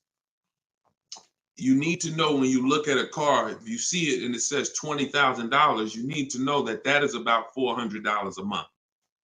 $25,000 is about $500 a month, depending on the interest rate. Great interest rate, you could drop it a little lower. But average interest rate, that's what you need to be looking at. And you need to be, that assumes a 5-year loan. Because some people say, well, Deshone, if I take a 6-year loan, no, it'll be lower. But 6-year loans should be the max. See, there's different ways to budget. If I budget $500 a month and I say, well, how much car does that get me on a loan? 25 grand. Now that's for 5 years. So if I go find a car for 25 for $500 a month for 5 years, I did better than if I got a car for $500 a month for 6 years. So there's different ways to raise your budget. I have something in my book called The Perfect Budget. I created a calculator. It walks you through what I just said. See, what I just said is very important. Knowing how much you can spend if you get a 5-year loan, and then saying, all right, if necessary, I'll go with a 6-year loan and bump myself up, but I'm still below my max budget. But I'm not going $500 a month for 6 years. Can y'all tap the screen and run the likes up on TikTok? Keep running them up if y'all getting value out of what we're doing. So we're still making a very good point here, okay? I'm spending really most of this stream going deep on the first question. And I've never done this before, so we'll see if it works. If somebody said I have a new truck, new advice, any advice? So I went right into the most important question, which is leasing versus buying. How many years am I going to keep the car? And I'm now showing you why you cannot get a great deal on a car if you buy when you should have leased. So let's wrap this up. So we can see here, Danielle got $550 a month on an Audi, no money down. Now let's take the same vehicle and let's pretend she purchased it. She didn't know about leasing versus buying. She just listened to a bunch of people, bad advice, who say never lease a car. So she goes in, she's looking for the same Audi Q3, A3. It's her dream car. So, I've been wanting this for a while. So excited. So how much is this going to be? I'd like to do no money down. Okay. Well, $44,000 car. Forget the taxes. Forget everything. Let's just say, forget that. Let's say they throw that in. We'll pay the tax and everything. Let's say she just finances $45,000. What's her payment? $900. Some of you who are in the math, you would like Deshone, yeah, $900. So she drives out of there. She drives out of there paying $900 for the same car Danielle's paying $550 a month for. Now watch this. Let's just say, now I'm going to show you because I know what you're thinking. Deshone, please send my free book. Okay, I got you. DM me though. I want to stay on topic here. All right, so let's just say some of you are like, well, Deshone, I got a great deal on my last car. I wouldn't pay the same price that Danielle could pay for. Let's say, what's an unbelievable deal on this $44,000 brand new Audi? How much discount? I'm gonna let y'all decide. I'm gonna show you why there is no way for you to get a great deal when you purchase when you should have leased. We're gonna kill this. Some of you are gonna be set free right now. So let's just say, what's a great price? $44,000 brand new Audi Q4 A3. What's just a ridiculous discount? How much off? Let's say like the best deal that you could ever think on a brand new car. Look, all right, it's taking y'all a while to type. We're looking. What's up? Heck, none of y'all ever saved money on a car before? Some people, oh, Deshone, I didn't think we could get discounts on cars. All right, I like that. Nico Smooth, I like that. Let's say the person got $10,000 off. Okay? They got $35,000, which is essentially, let's say they got $35,000. The car is $44,000. So let's say they got $9,000 off, which is essentially 20% off the price of the car. Just brand new, nice, popular car. They catch the dealer sleeping, getting bids from home. $10,000, $9,000 off, $35,000. That's what they're getting the car for. Put your taxes on there, because now we're already being super unrealistic. We're not gonna be ridiculously. Let's just say taxes are on there. You know what? Let's just say no. How about this? Not only did she get 20% off, they paid the taxes too. So she really got like $13,000 off. We'll pay the taxes too. Just finance $35,000 even. What's her payment? The most ridiculous new car deal we could ever imagine you've ever seen, we just went over. To show you, no matter how good this is, she still is about to lose because she's purchasing and she should be leasing. Watch this. And I'm going to tell you, when the person who purchases wins, $700. Thank you, paper chasers. Lisa, $650. Those are the estimates. Where do we win at?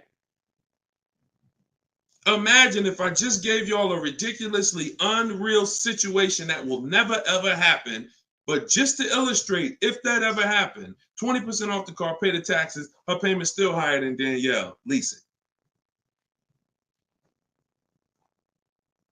So when does the person who buys win? When they keep the car long enough to outlive the depreciation. Very simple. 8 years. 8 years. It's no comparison. So like you're sitting there and you're like, Deshone, I bought my last car and I've been buying cars all my life. I was just taught you buy your cars, you don't lease them, but I never keep them more than 8 years. If that's you, I want you to type a sad face.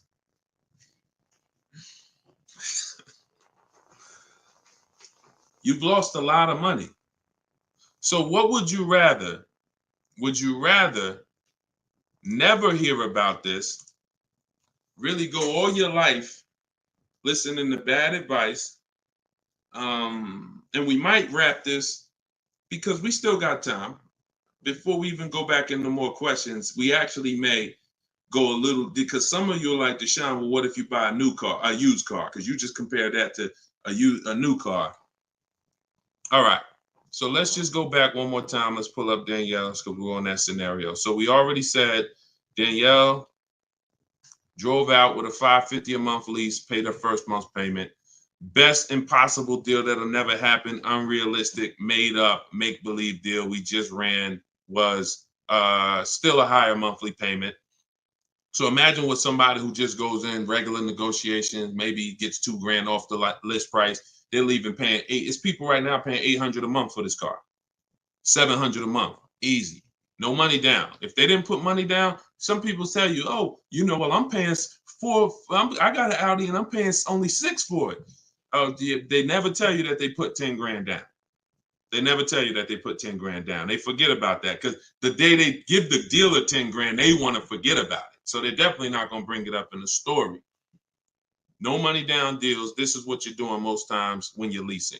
So let's go back. Let's say somebody decides they're going to get a good price on a used one. Let's just throw this scenario in here real quick to end this. Instead of a $44,000 brand new one, they find one for like 28. Great used car price, 44,000 new. I got one for 28, maybe 4 years old, low miles, 36,000. Great deal, below market deal. Get it for 28. 28. Throw my taxes and fees on there. I'm at 32, 31. What's my payment? 31, 600. Look what I'm buying too, because some of you that's what you think about with a used car. But I like the monthly payments.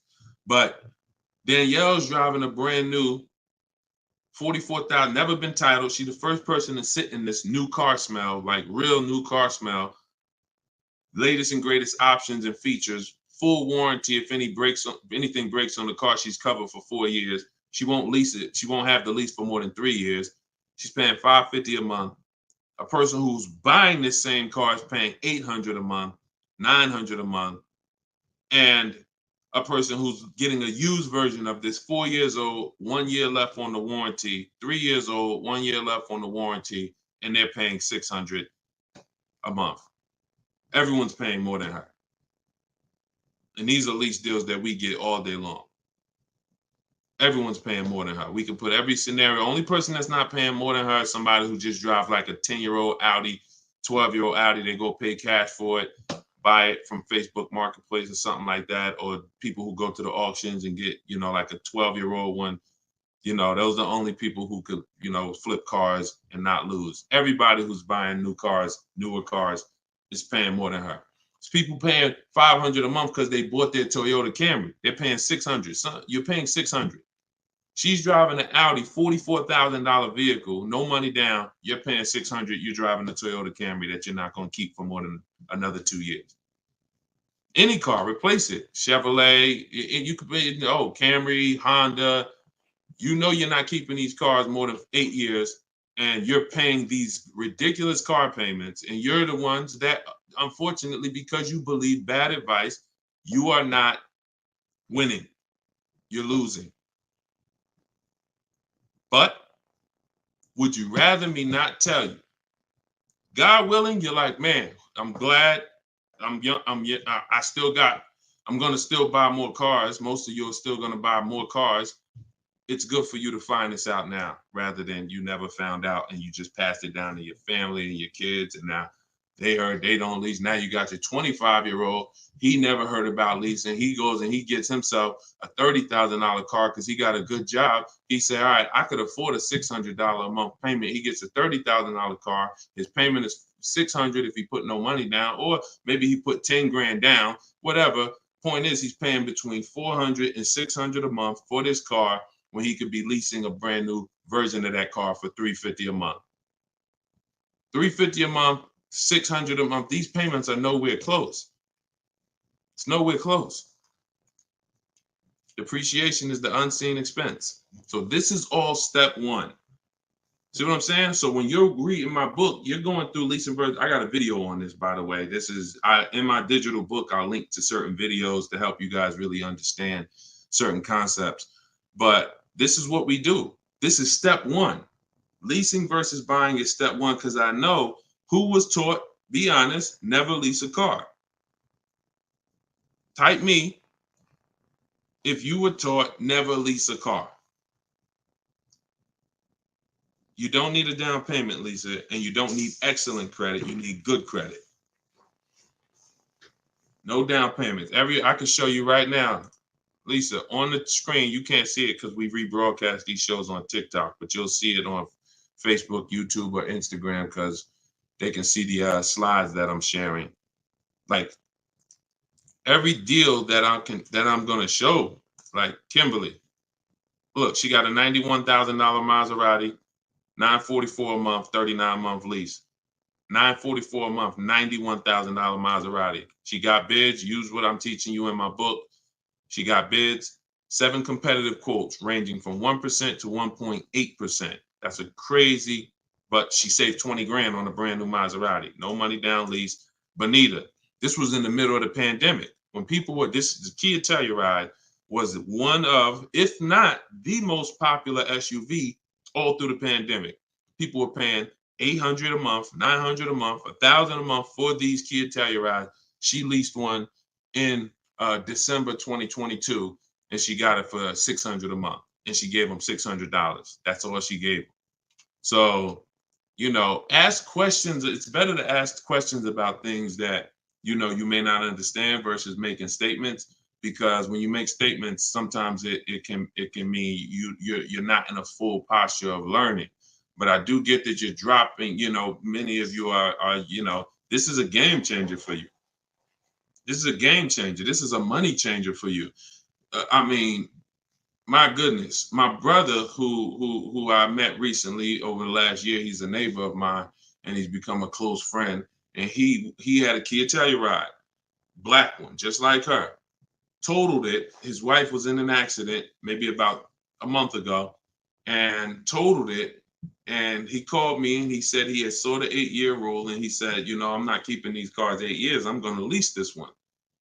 He leased a Kia Telluride, and his best offer on the same vehicle he owned was under $500 a month, no money down. It was like $479, $489. He was just paying. Remember, this was a $45,000 Kia Telluride he had. His payment on that car was probably $800-900 a month. So that's his wife totaling that car ended up being a blessing. Got him out of that car. He got the lease. He got the same car, brand new one, and he's paying $300 a month less because he has correct deal structure now. This is so important. That's why I call this the most important question in my book. And this is step one in my process, is you ask yourself the most important question. So I'm going to put the banner back up for you guys on Facebook and YouTube. You can actually go to deshonsbook.com. Dolan pinned a comment in the Instagram section, in the Instagram comments. Also in the Facebook and YouTube comments, we've pinned Deshon's book. You can get your copy for 75% off. It's a digital book, so it goes to your email. Make sure you check your spam and your junk folder, but it goes there. You can get it in 3-4 minutes, and you won't pay the normal $97 if you get there before the 30-minute timer goes down. Once the time expires, the price is $97, which is the normal price, and it's worth more than that. It's worth thousands. I wouldn't price it at $97 if it wasn't worth thousands and thousands of dollars. So, but you can get it for 75% off that. You can get it for $24 if you get to my TikTok bio, my Instagram bio before the timer expires. But that's leasing versus buying. That's a quick comparison of leasing versus buying and how there's no way to get a great deal if you buy when you should have leased. No way. So some of you are going to be like, oh, well, I want to transition because I want to get out of my car that I'm financing and move to a lease. You should do that as soon as it makes financial sense.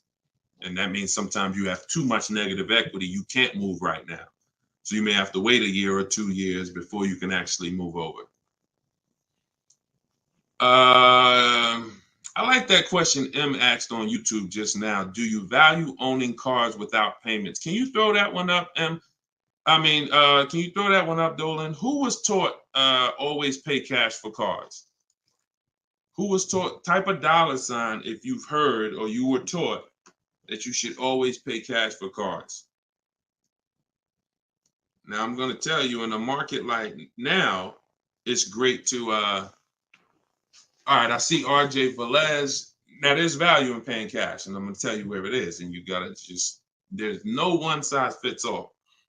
See, the problem, what's been hurting you guys is because you've listened to one size fits all car buying advice. So usually whoever is giving you the advice, they're telling you to buy cars the way they buy cars. Tap the screen on TikTok if this is making sense to y'all. If y'all are following this, keep tapping the screen, running the lights up. Let me know that you're following what we're talking about.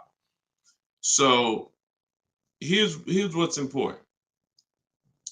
If you're listening to someone who tells you pay cash for cars, buy used cars, that's because they do that. Now, if it makes sense for them, then that's great. But we need to look at paying cash. When does it make financial sense? When does it not? It's based on a couple things. First of all, what are you doing with your money? Because some people say, I don't like car payments.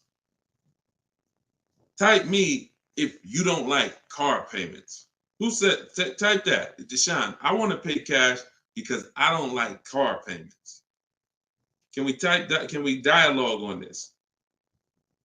Car payments. Anybody? Okay. May not be that many of you right now. There are people who say this, but you don't realize that car payments, when you pay cash, all you're doing is saving up a lot of car payments. So that's all it is, unless you just win the lottery. If you get a lump sum inheritance, that's different. But if you have saved up $15,000, $20,000, $18,000, and you want to pay cash $25,000, then all you did was save up a lot of car payments, okay? Or save what could have been car payments. You can put them in a savings account and just have the car payment come out. So you can literally say, all right, I'm going to put this cash, $25,000 in a savings account, and that's where my car payment is going to come out of, so I don't spend that. If it makes more sense for me to pay cash, then I'll take the cash. And when it usually makes sense is when the rates are very high.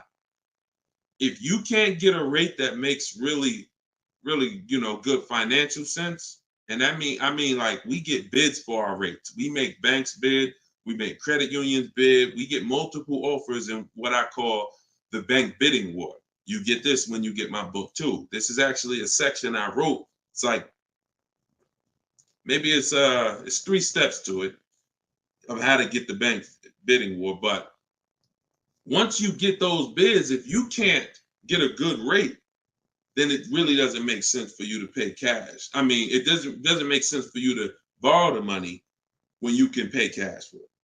But there's an exception to this. What people are doing with their money is relative. So let's just say somebody is investing their money and they can get 10% on their money or 12%. Some of you are in real estate. Some of you are in good investments and businesses, investing into small, things that you can get 15, 20% returns on your money.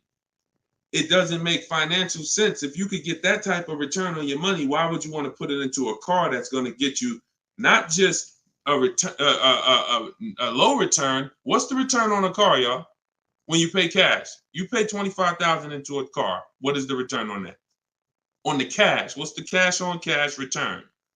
Because I don't want to talk about this much because everyone's not paying cash. It's a small number of you who will, but I want you to be able to know when this is a financial conversation that if you're paying cash, you should understand this. If you got $20,000, $30,000, $40,000 saved up, you're thinking about paying cash for a car, this should be an easy conversation for you to follow.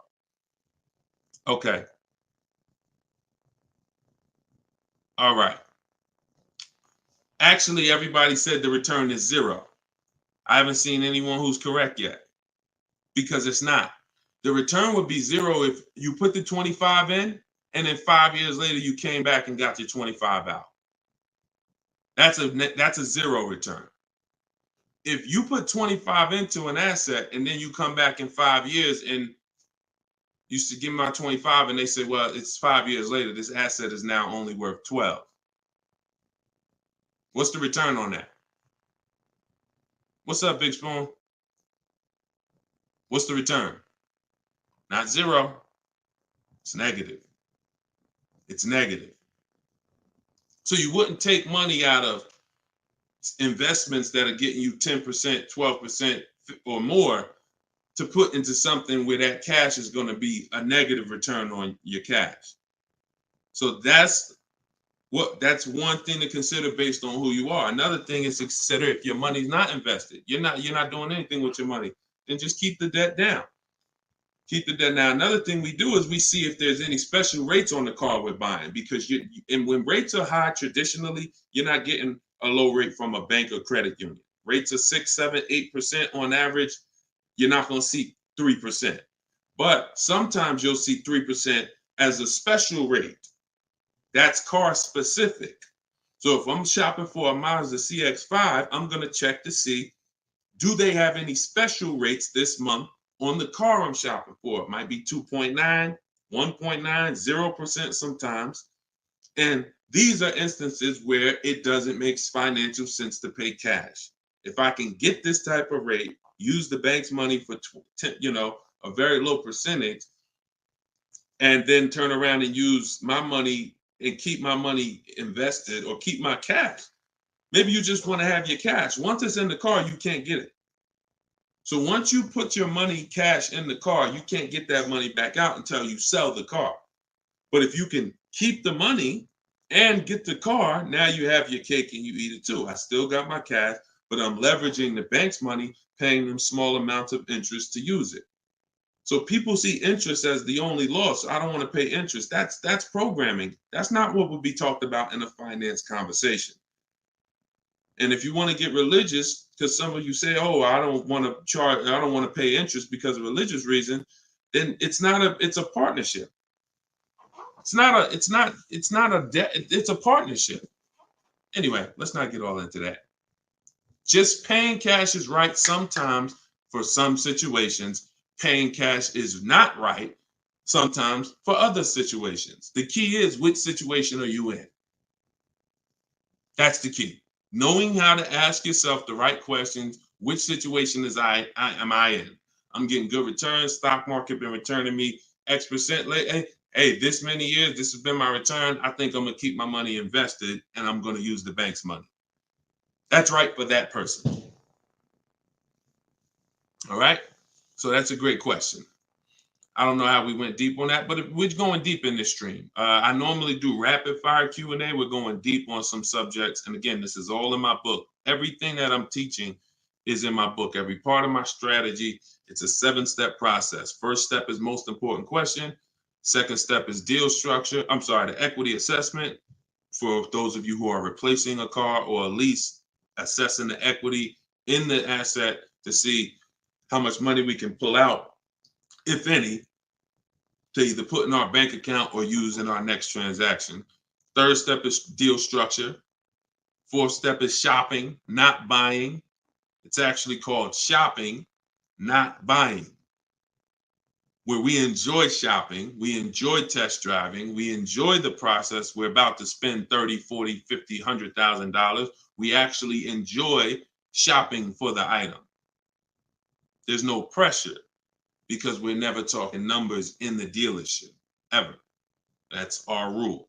Step 5 is multiple offers. So once we've selected what we're going to be getting, it's time to get multiple offers on it. If we're getting a used version, it's time to see multiple options of it. And if in step 5 in my process, used car shopping is online marketplaces. You're using online marketplaces, cars.com, carfax.com, autotrader.com, cargurus.com, Carfax, CarMax, Driveway, and Carvana. 8 marketplaces, eBay Motors. See, some of you are missing great deals because you're only looking at 2 of the marketplaces. That's like you're not going to see below market deals until you can see the whole market. So when we're shopping for used cars, that's what we do. When we're shopping for new cars, we use my 25 to 5, where your goal is to get 5 offers. If you are shopping for a new car or a lease, your goal must be to get 5 offers, because until you get at least 5, you are not going to get a below market deal. Because we have thousands of people who have come before you who have used this, and they report to me, they report their deals to me. So when I can tell you the deals we see, we have to get at least 5 offers, because 4 are overpriced.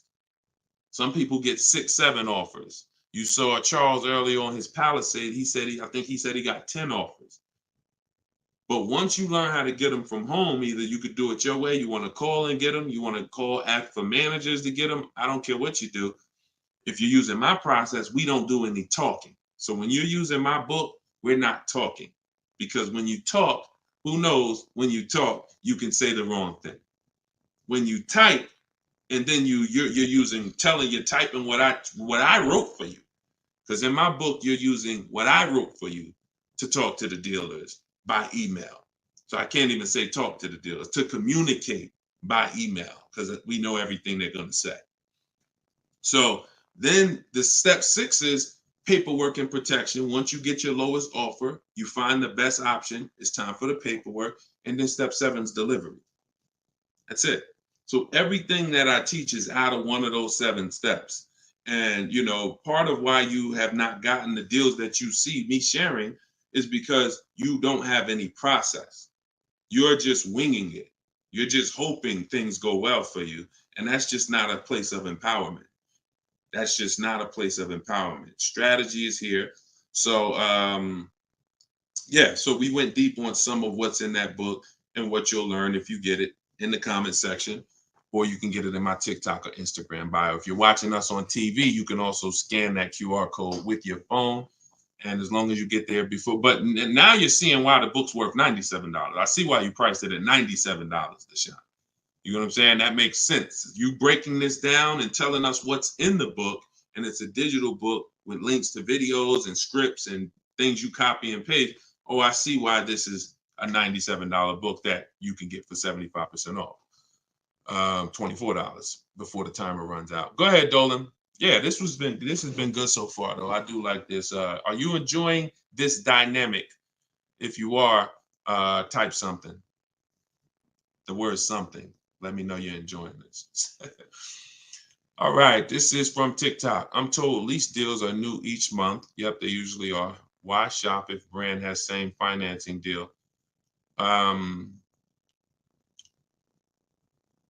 There's no same financing deal. So lease deals change every month. I'm going to make sure I'm trying to understand your question right.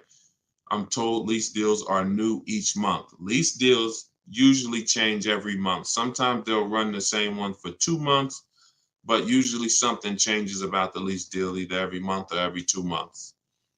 Why shop if the brand has the same financing deal?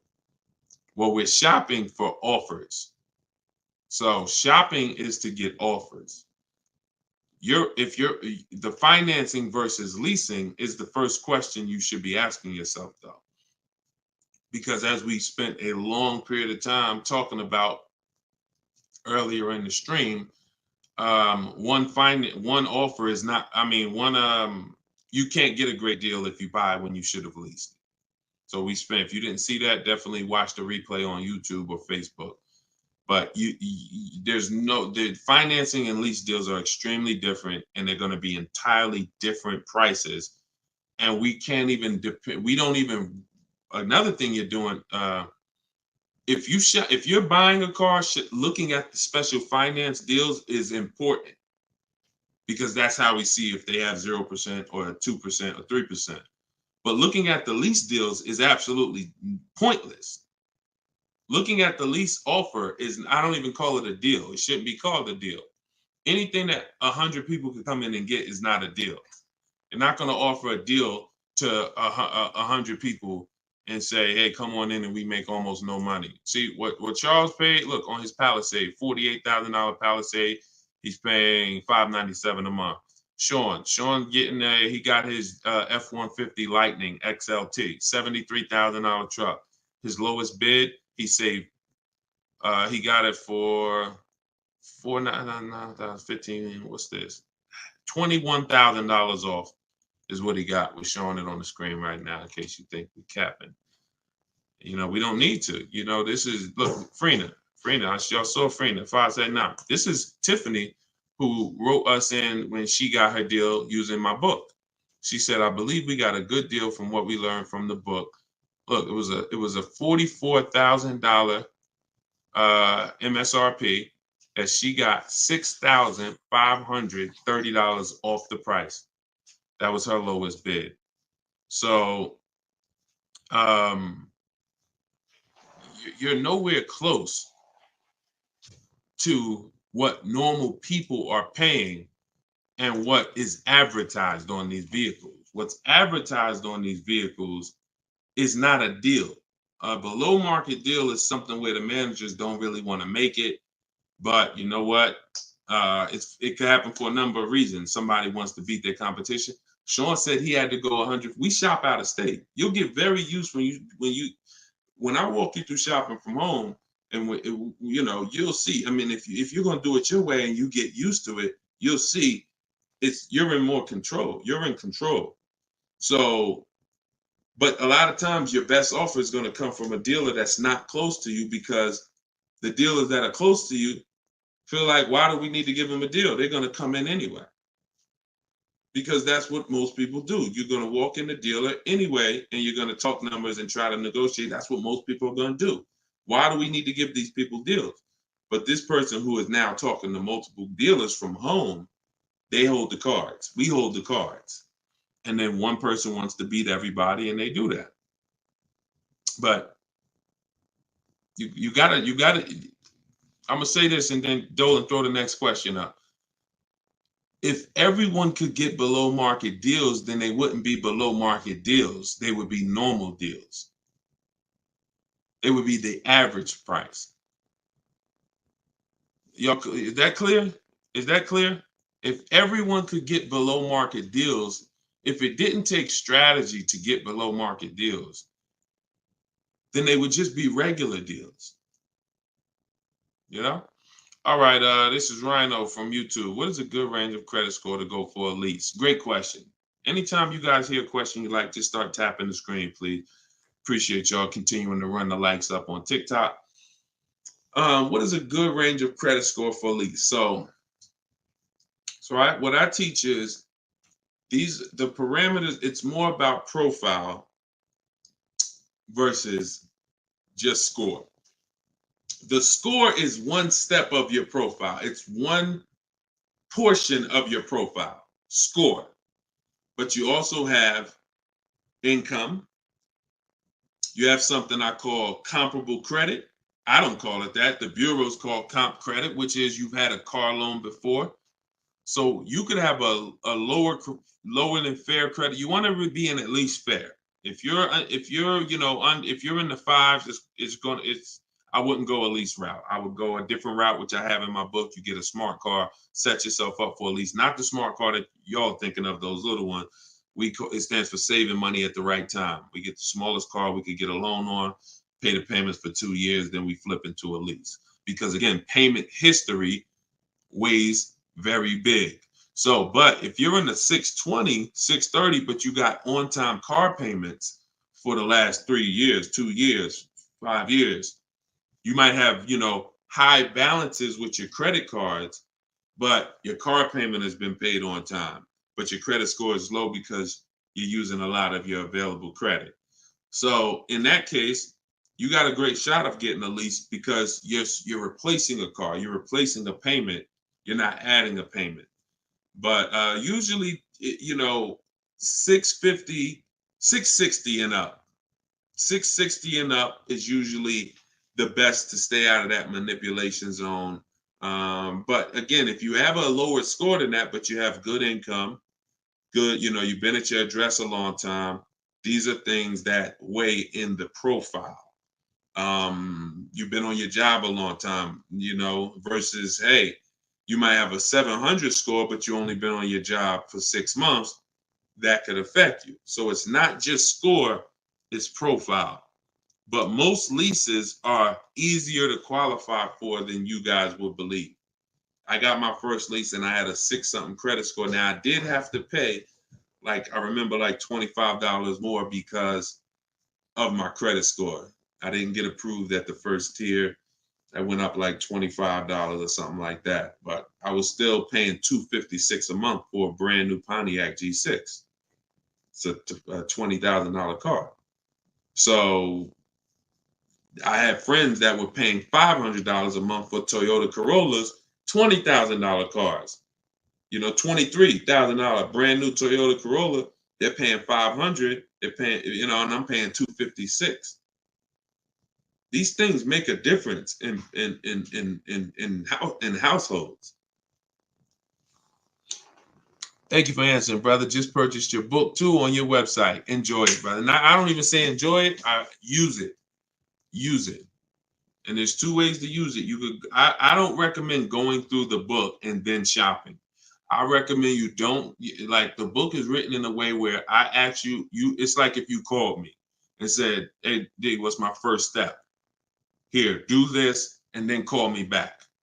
You wouldn't call me and be like, Deshone, give me all the steps. I wouldn't give you all the steps because you would forget them. I would tell you, all right, how many years we keep in the car? 4. Okay, we leasing. How many years we keep in the car? 10. All right, we purchasing. Then we're gonna move to the next question. We need to do our equity assessment. Go on these websites, call your bank, get your payoff, do these steps, call me back. Okay, boom, I did that. All right. So once you put those things in an order, you'll see that you threw me off, Dolan, throwing that question up. But yeah, Rhino should. Oh yeah.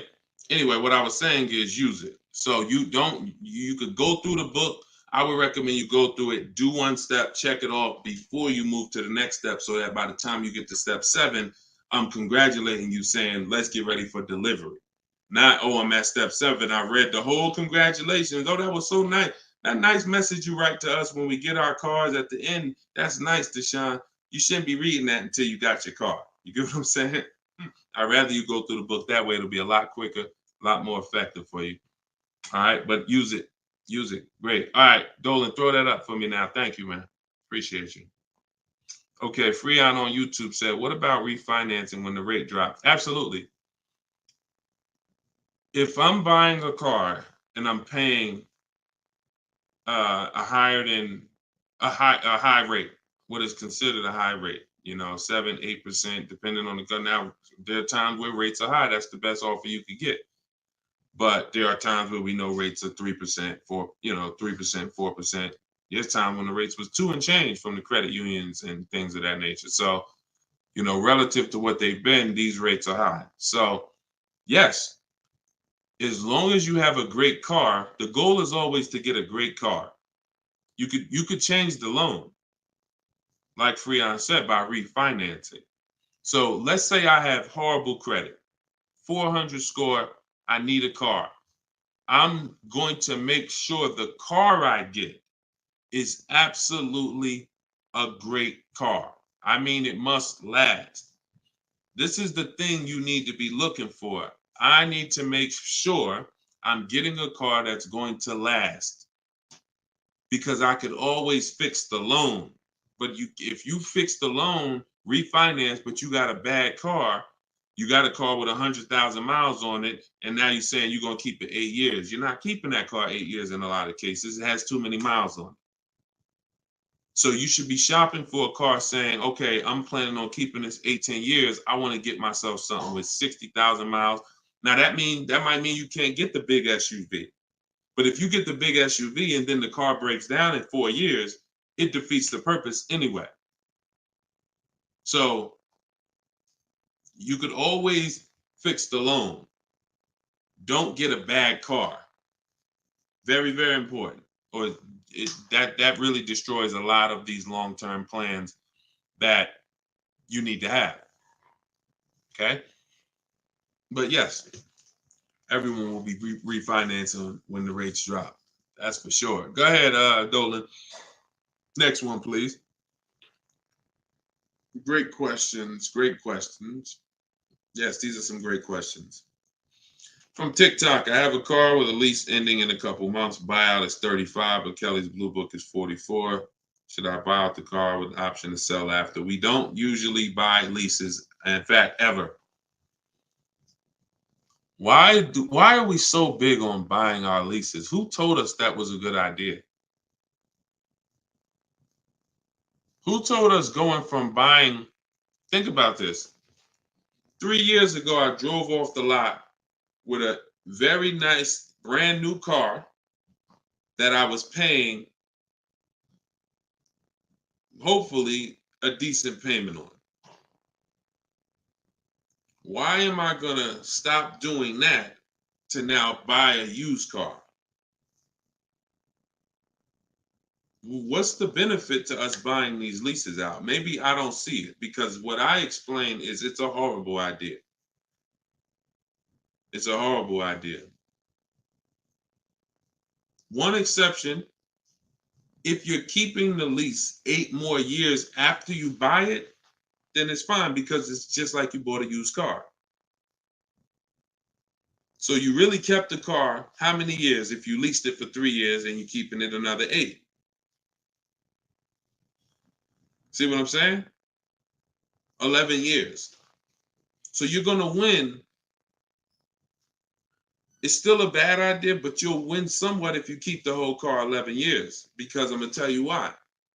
Once you get the used car, you reset everything. You got that's a whole separate transaction.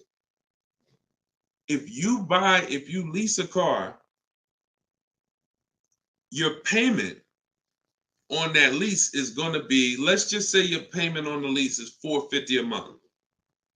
What you're going to find in most cases, if you buy the lease out, to get a $450 a month payment, you got to take a 6-year loan. To get a $450 a month payment, you got to take a 6-year loan. So you already leased the car for 3 years, and now you're purchasing the balance for another 6. You leased the car for 3, you're purchasing it for another 6. That's 9 years. So why did I just say the only way to win when you buy your lease is to keep it at least 11 years? Because how many years of payments are most people going to have? 9. 9. 9. Can we let that sink in? A person who buys their lease, like most people are going to buy them with 6-year loans, you're paying for 9 years on the same car. 9. Even if you get a 5-year loan, 8 years on the same car. So it'd be a shame to go pay 8 years on the same car and then turn around and do that all over again. So you want to keep it long enough to at least, hey, I had 2 years of no payments though. I had that car 11 years. I only had 2 years of no payments on it. That's a pretty bad way to live. You're paying on 9 years old, 8 years old, you're still paying on the same car. 7 years old, still paying on the same car. This is why buying your lease is a horrible idea in most cases. From the start, you should either be leasing or you should be buying a used car. It's one or the other. and you're buying a used car that if you plan to keep it 8 or more years, you're leasing if you're not planning to keep the car 8 years. That's it. Not many cases where these make sense. Go ahead, Dolan. It's a great question though. And I'm hoping we can help a lot of people stop doing that. And eventually maybe 10 years from now, 15 years from now, people won't be asking these questions, but it's a very, very common question. Go ahead, Dolan. Shoot the next one up, bro. Nico Smooth on YouTube. What's up, my man? Deshone, if I wanted to counter offer lower than what the calculator generated, would that be realistic? Getting 1.4% would like to get around 1. If your lowest offer is 1.4, then that's the lease program. If your offers are 1.4, your offers should not be the same. That means you don't have enough offers. If all the offers are in one spot, 1.4, that means you're not getting enough. Once you get 5, 7, you'll see they should be at least $150 to $200 a month difference. That's how it should be. 400 to 600 a month. 600 to 800, 600 to 750. That's how it should be. Now, if you once your lowest offer is 1.4, but you have 1.6, 1.7, higher offers than that, then 1.4 is the best. And that's the lease program. There's nothing you can do about the lease program. All you're doing is finding the dealer that's going to agree to discount the car the largest amount. The lease program is then going to dictate what the payment's going to be. But yeah, you're on the right track. Go to a Plan B vehicle. It's surprising how different every single vehicle has a different lease program. In regards to what and just to really hammer this home, Zafrina, who we showed first at the beginning of the stream, she had a $579 a month lease on a $65,000 truck. She was shopping for a Jeep Grand Cherokee Limited because that's what they had and they were replacing the lease. So she gets a 1.1 and change. It was like under 1.2, like 1.19 or something like that. That was her best offer on a Jeep Grand Cherokee Limited. That's a great lease. That's a great deal. 600. That's a great lease deal. Probably a $450 payment on a $40,000. Great lease deal. But she said this guy is saying that he thinks he might be able to do better on a hybrid Jeep Grand Cherokee Limited. He said he could probably get me below the 1%. I said, okay, you need to get 5 more offers at least. Because what if he's saying he could do better on that version, that means that version has a better lease program, which means you need to get your 5 offers again. She called me 48 hours later. Well, she posted in our group saying that she had gotten that $579 a month, which was a 0.88% lease. So that's not only is every vehicle have a different lease program, every trim level has a different lease program. Almost trim levels can have different lease programs attached to them. In many cases, they do. All right, great question though. You could also wait it out, Nico, if you have a little more time and see what the programs are next month. Go ahead, Dolan. You can shoot the next one up. Can you lease a car if you have a bankruptcy? Sure, but you need to rebuild your credit. You need to get your, if you start in blank, I know people that have had a bankruptcy, got a discharge, and they are at a 700 score in like a year. So I will be following Shonda Martin. I recommend her to everybody. She has great strategies on credit. She does a lot of live streams like me, and she has great strategies. So I think she's on every platform. Yeah, she's on every platform that we're on. So Shonda Martin. But yeah, get yourself up to like a 680, which is not hard to do because you're starting fresh. Many times a Chevy or Ford, a Honda, Hyundai, Mazda, Subaru, these leases don't need you to be incredible. If you have a good job, long history on your job, and a 680 score, you're going to get most of these leases. These are not like luxury leases to the point where they're snooty. All right, go ahead, Dolan. Genesis on YouTube. So how can you lease out of state with the current lease looking to trade in? But I heard Deshone say out of state lease deals are good. Well, if it's the best offer, you go as far as you need to go to get 5 offers. In my book, we use my 25 to 5 strategy, where you're connecting with 25 dealers online in 20 minutes. We go to their websites using the contact tab, and then you have a template of mine that you copy and paste. If you're going to do it your way, you're just writing in, all the details of what you want, when your deadline is, what options you're looking for, what you're over. This is all stuff I walk you through in the book. What you're looking for. Really, it's about the car. You're not saying, hey, I'm looking for a lease quote, I'm looking for a purchase quote. We need to find out who even has a car before we start talking about money. But then the goal is that you got to get at least 5 offers. You got to get at least, and you have to do the equity assessment to see if there's any equity in your current lease. You don't want to return that, and you don't even know if there's any equity in that lease. And the only way you know that is the offers you get are higher than the payoff. It's very simple. Equity is offers, cash offers from CarMax, Driveway, Kelly's Blue Book, instant cash offer, not Blue Book, the website, instant cash offer, Kelly's Blue Book, Auto Nation, sell my car, Car Guru, sell my car. You have to get these offers, and if those offers are higher than your payoff, then you have equity when you sell the car to these people.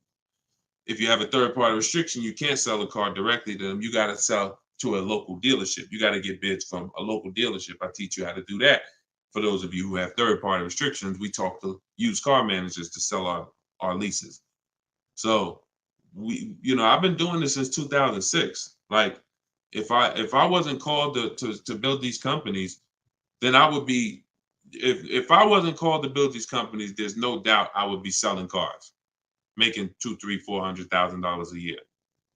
There's no doubt about it. But that's not the path God had for me. So what I'm telling you is based on me understanding 99.9% of the car buying of the industry inside and out, and giving you the way to actually stay in control, call the shots, have the business come to you, have the banks come to you, have the cash offers come to you, and then you're just simply picking the best ones as they come to you. So this is all in my book, Cars from Home, 7 Steps to Saving Time, Money, and Avoiding Dealerships. It's a digital book. You can get your copy for 75% off in my TikTok bio, in my Instagram bio, or we have a comment pin. Dolan, can you post the comment for everybody again on Facebook and YouTube? Just copy and paste that comment for everybody. And also we'll put a banner up on the screen for those of you who are watching us on television. You can scan this banner with your phone, and it'll take you to the 75% off page. So you'll only pay $24. You won't pay the normal price of $97. But that offers for 30 minutes. Once the timer does expire, $97 is your price to get it, which is still a great price. I'm sure everybody who spent time with us today can see why $97 is going to save you probably tens of thousands of dollars, depending on how many cars you get.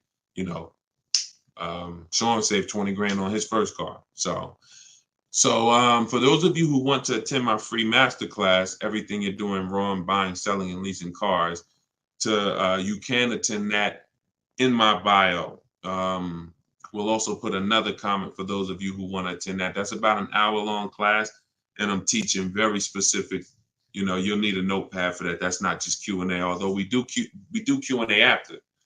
So you guys can go watch that, and so we'll put, and that's also in my Instagram and my TikTok bio. So the information's available, y'all. That's the whole point. There's no excuse. Everything that we talked about today is really financial awareness, financial literacy that you have not learned. You haven't heard of it before, but this has been around. We've been doing this for 3 years. Over 2,000 people have come before you.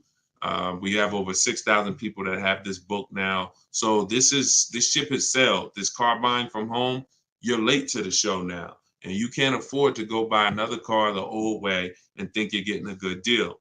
You can't afford to do that. I mean, money is very hard to come by for some people, and you need to, I don't care who you are, you should take it seriously. So this is why we're here. And so you can get it from my free videos, from these Q&As, in my book, in my masterclass. I don't care how you get it. You want to join me in Maps Academy and have me coach you through your car buying.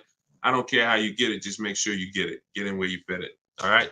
So that was episode 17. All right. We'll see you on episode 18. God bless y'all.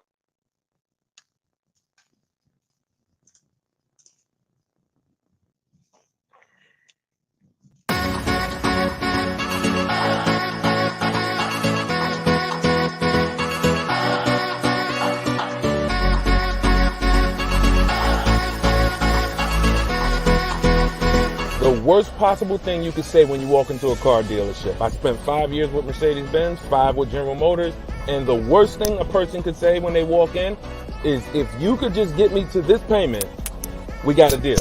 So your loan's probably still like 19, which means you got to pay to get out. You're upside down. It's called negative equity.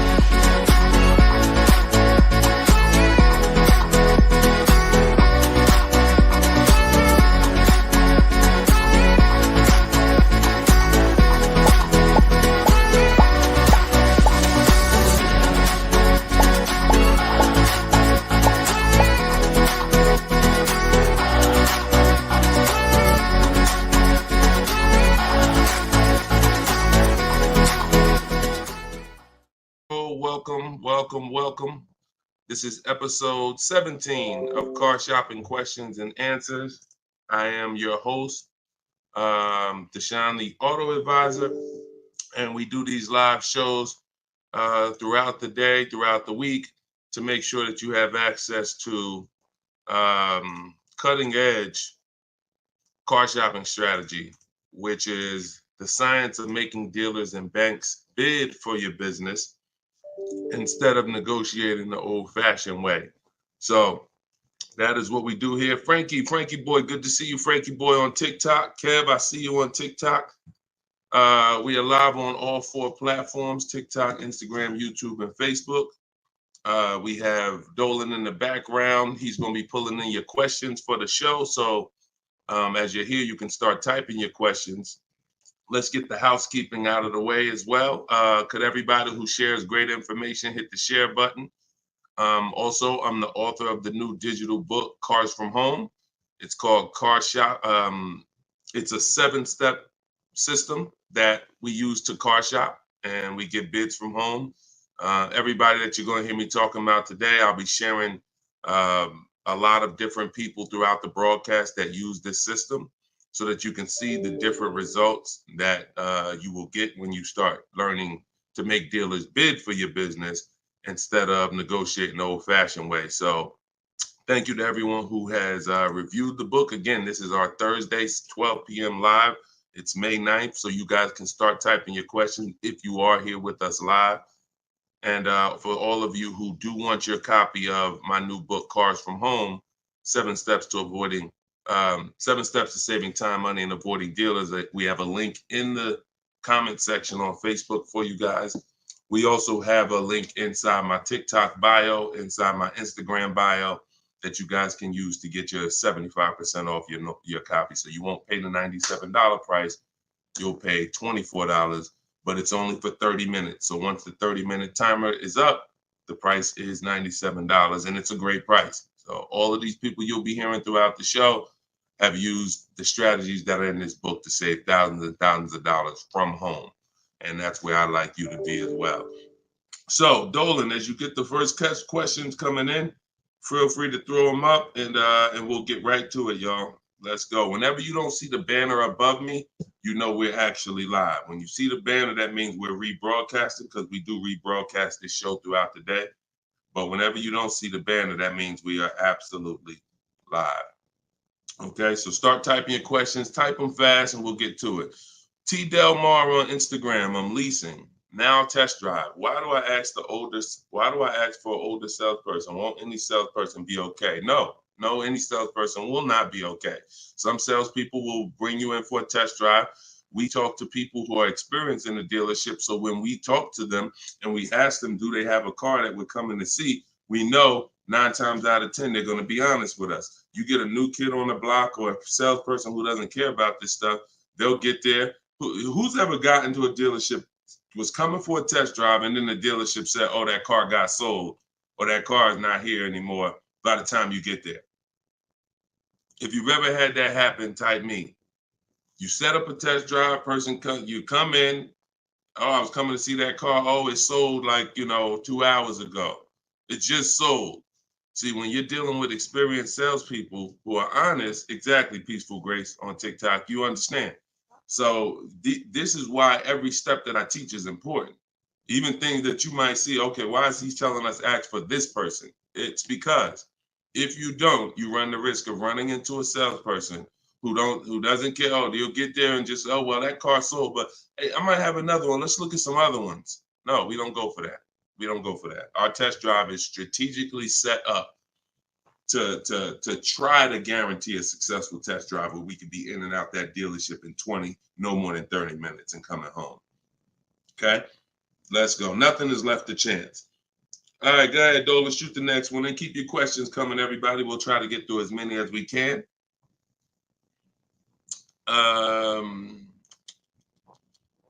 I see you got all right, we got one that just came in on TikTok. We'll give everybody a chance to come on in and start typing your questions. Try to type them all in one question, kind of one long question versus, continuations and continuations. Derek Will on TikTok. How do I get out of a finance contract without it being on my credit as a repo? How do I get out of a finance contract without it being on my credit as a repo? Well, let's talk about how not to do it. If they take the car back because you didn't pay them, that's a repo. So if they take the car back because you didn't pay them, that's a repo. So if you do that, that's a repo. So let's talk about how not to do that. You could sell the car. The only way to get out of a car without it being a repo is to sell the car. So you need to find out what your equity position is in the car. You need to call the bank, ask them how much you owe. That's called a payoff. Get your payoff amount, how much you owe, and then you're going to get offers. You're going to do what we call an equity assessment, where you go into the 6 online car buyers and you get you get these bids.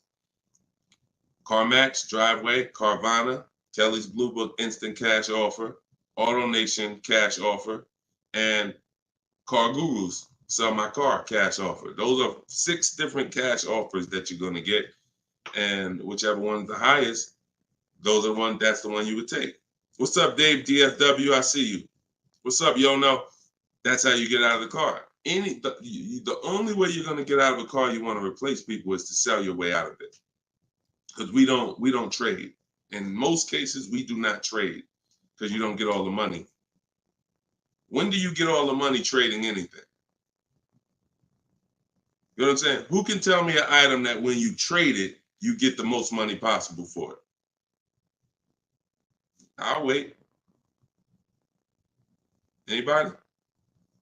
What's up, Bobby I Modern? What's up, Bell? See what I'm saying? So we understand. You're not going to get all the money of anything trading it. You sell it. That's the way. And most times you guys are taking $2,000 to $3,000 to $4,000 less for your vehicles, trading them.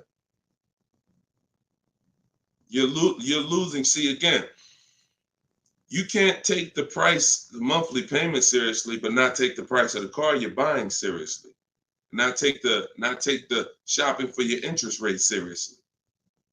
Not take the selling of your old car seriously.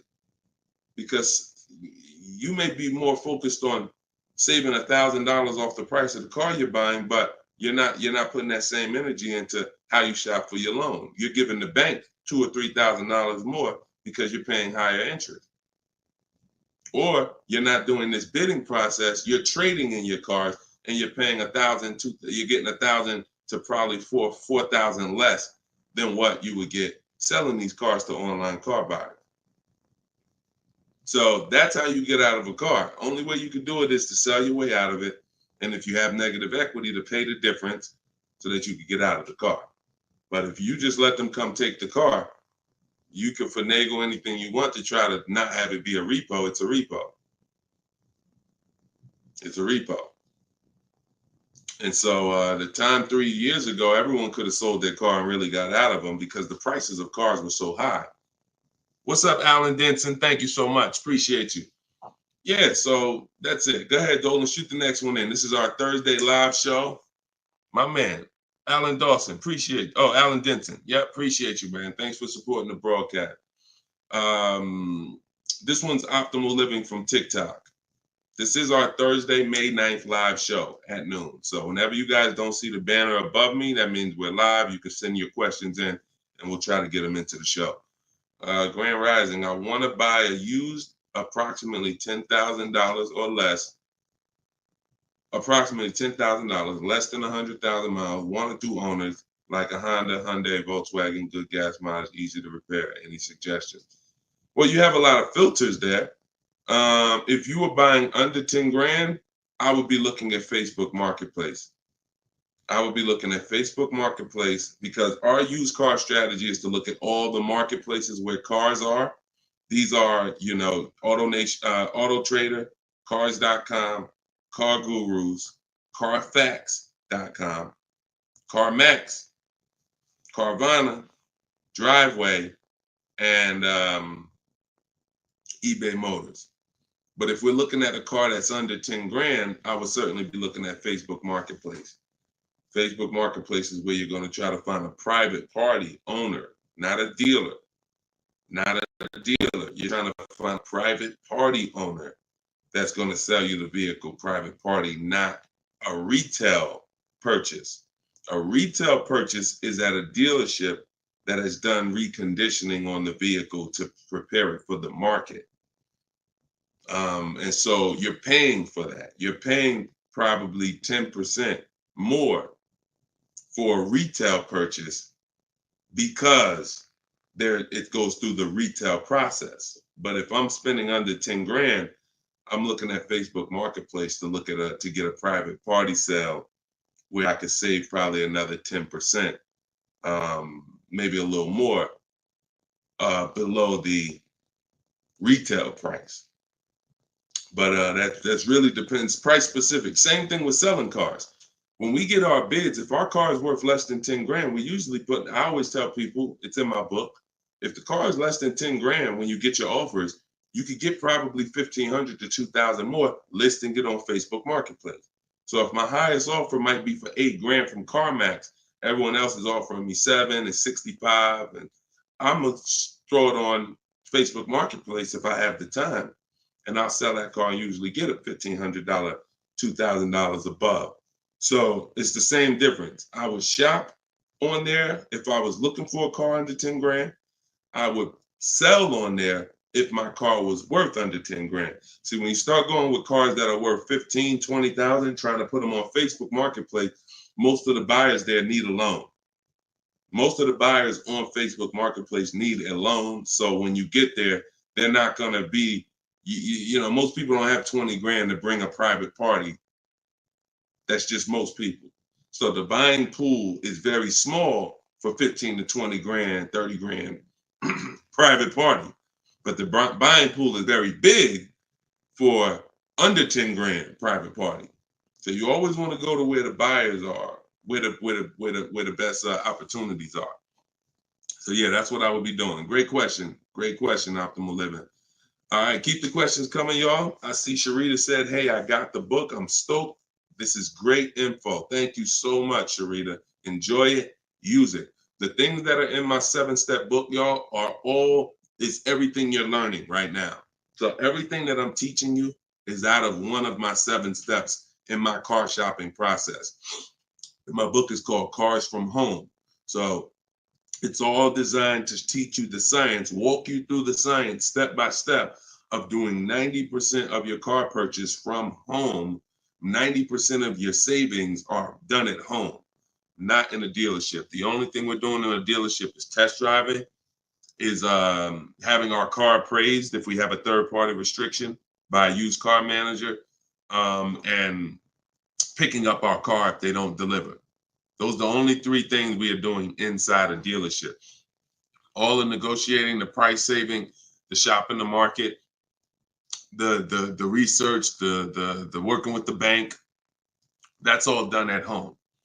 And some people, some of you are going to do 100% of your purchase from home. If it's a new car or a lease, some of you could do 100% of it, because if the dealer delivers, literally you never went into the dealership except for the test drive, and then we get our bids and we make the we accept the best offer. This is somebody who just got a bid. You can see the dates not too long ago. Look, I contacted 25 dealers. Some of you know my system is used to, we connect with 25 dealers, with our goal being to get 5 offers. Because what percentage of offers is overpriced? Let's see if anybody on here knows. If anybody's been spending time with us, this might be a lot of your first time with us on the stream, but what percentage of dealers is overpriced? Let's see who knows. And this is why you must get at least 5 offers. At least 5 offers, because what percentage of dealers are overpriced, everybody? Let's see. All right, we may got a lot of new people on here. Maybe nobody knows. No, not 100%, Twan. Not 100%. Thank you, T. Delmar. 80%. Exactly. 80%. T. Delmar Instagram got it. 80% of dealers are overpriced. Now, this is not my opinion. I'm telling you guys. I've been working with people all around this country. I opened up my car buying school, Maps Academy, 2021. We have probably over 6,000 people now that have our book. So people report deals to me. I have hundreds of people who over the years report their deals to me. And that's what we see. We see 80% of the quotes we get are higher than the best quote. So when you get your 5 offers, one of them is going to blow the other ones away, but the other ones are going to be significantly higher. And when you look at somebody like this is Teddy.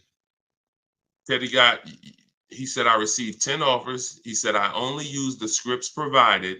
So in my book are the scripts he's talking about that you copy and paste. This dealer's initial quote came back at 937. Using the counter offer calculator, which you have in my book as well. Using the counter offer calculator, I countered at, I closed on this, wait, hold on, I can't even read.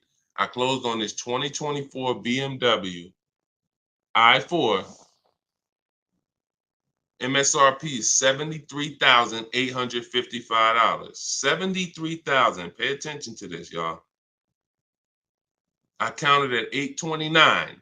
He came back with 856. My highest offer during this process from a different dealer was 1123. My local dealer, there's a lot happening here in this post if y'all pay attention and dissect it. My local dealer came in at 986 and even told me in an email that he didn't think I'd find a better deal out there. I didn't speak to one salesman on the phone until after the credit was ran and the deal was secured. I even got them to cover my last 2 lease payments. This is how you get, see, if I was to ask Teddy right now, Teddy, bet me $1,000 that there's not a better deal out there.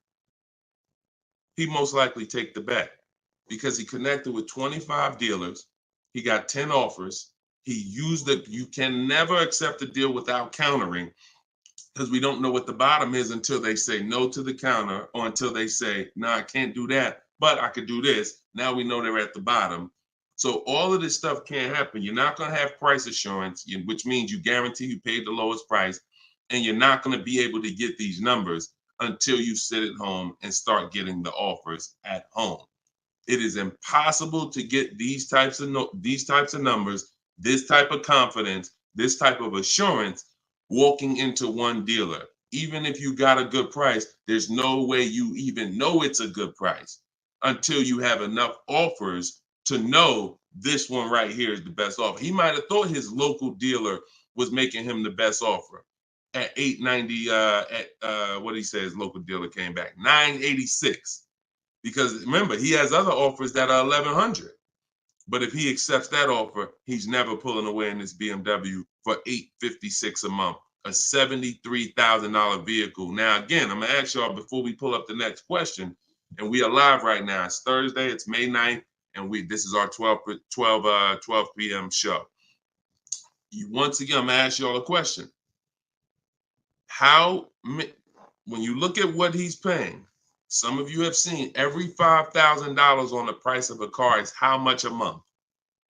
Every $5,000, because this is a $73,000 car. Now I'm going to talk to some of you who don't understand leasing, some of you who are taught you always buy your cars no matter what, and I'm going to show you what this car would have cost him monthly, if he didn't know that leasing was better for him because he doesn't keep his car 8 years. Thank you, Gerard Young. Every $5,000, Gerard just answered. Emo also answered it on YouTube. The question was, every $5,000 on the price of a car is how much per month? Approximately $100 a month.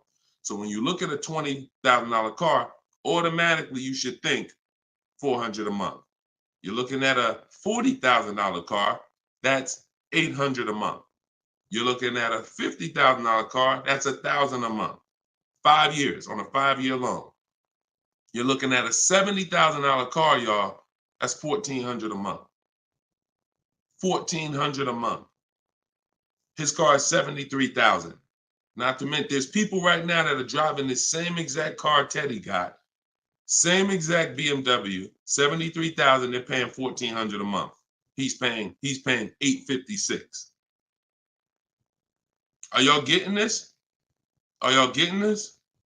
So my book is in my TikTok bio. Click the link there. You can get it for 75% off. You won't pay the normal $97. Go ahead, Dolan, shoot the next question up. Instagram, you guys can go to my Instagram bio and get your copy for 75% off. And it is a step-by-step formula for how to get these deals. That's everything I talk about on these shows. Go ahead, Dolan. Shoot the next one up. Leo, I've been selling cars for 20 years. This young man is speaking the truth. Man, I appreciate it. See, and this is what the 20% of dealers do. The 20% of dealers have no problem, admitting the systems that we teach are better. Because we're not trained as car salespeople. Sometimes you think car salespeople are really trained. The only thing we're really trained on is negotiating and how to get you to say yes. We're not trained in finance, not trained to teach you about leasing. We're not trained to teach you about negative equity, depreciation, all this stuff that we should be trained on because you're buying a depreciating asset. We should be telling you, listen, based on our financial training, if you're not keeping your car 8 years, your best option is going to be to lease. Because when you buy your car is going to go down in value so much over the 5 to 8 years you have it. If you turn around and replace it, you're going to lose all that money. Your car is going down in value way too much over 5 to 8 years for you to turn around and replace the car right after that. You need to keep it after that. That's when you keep it.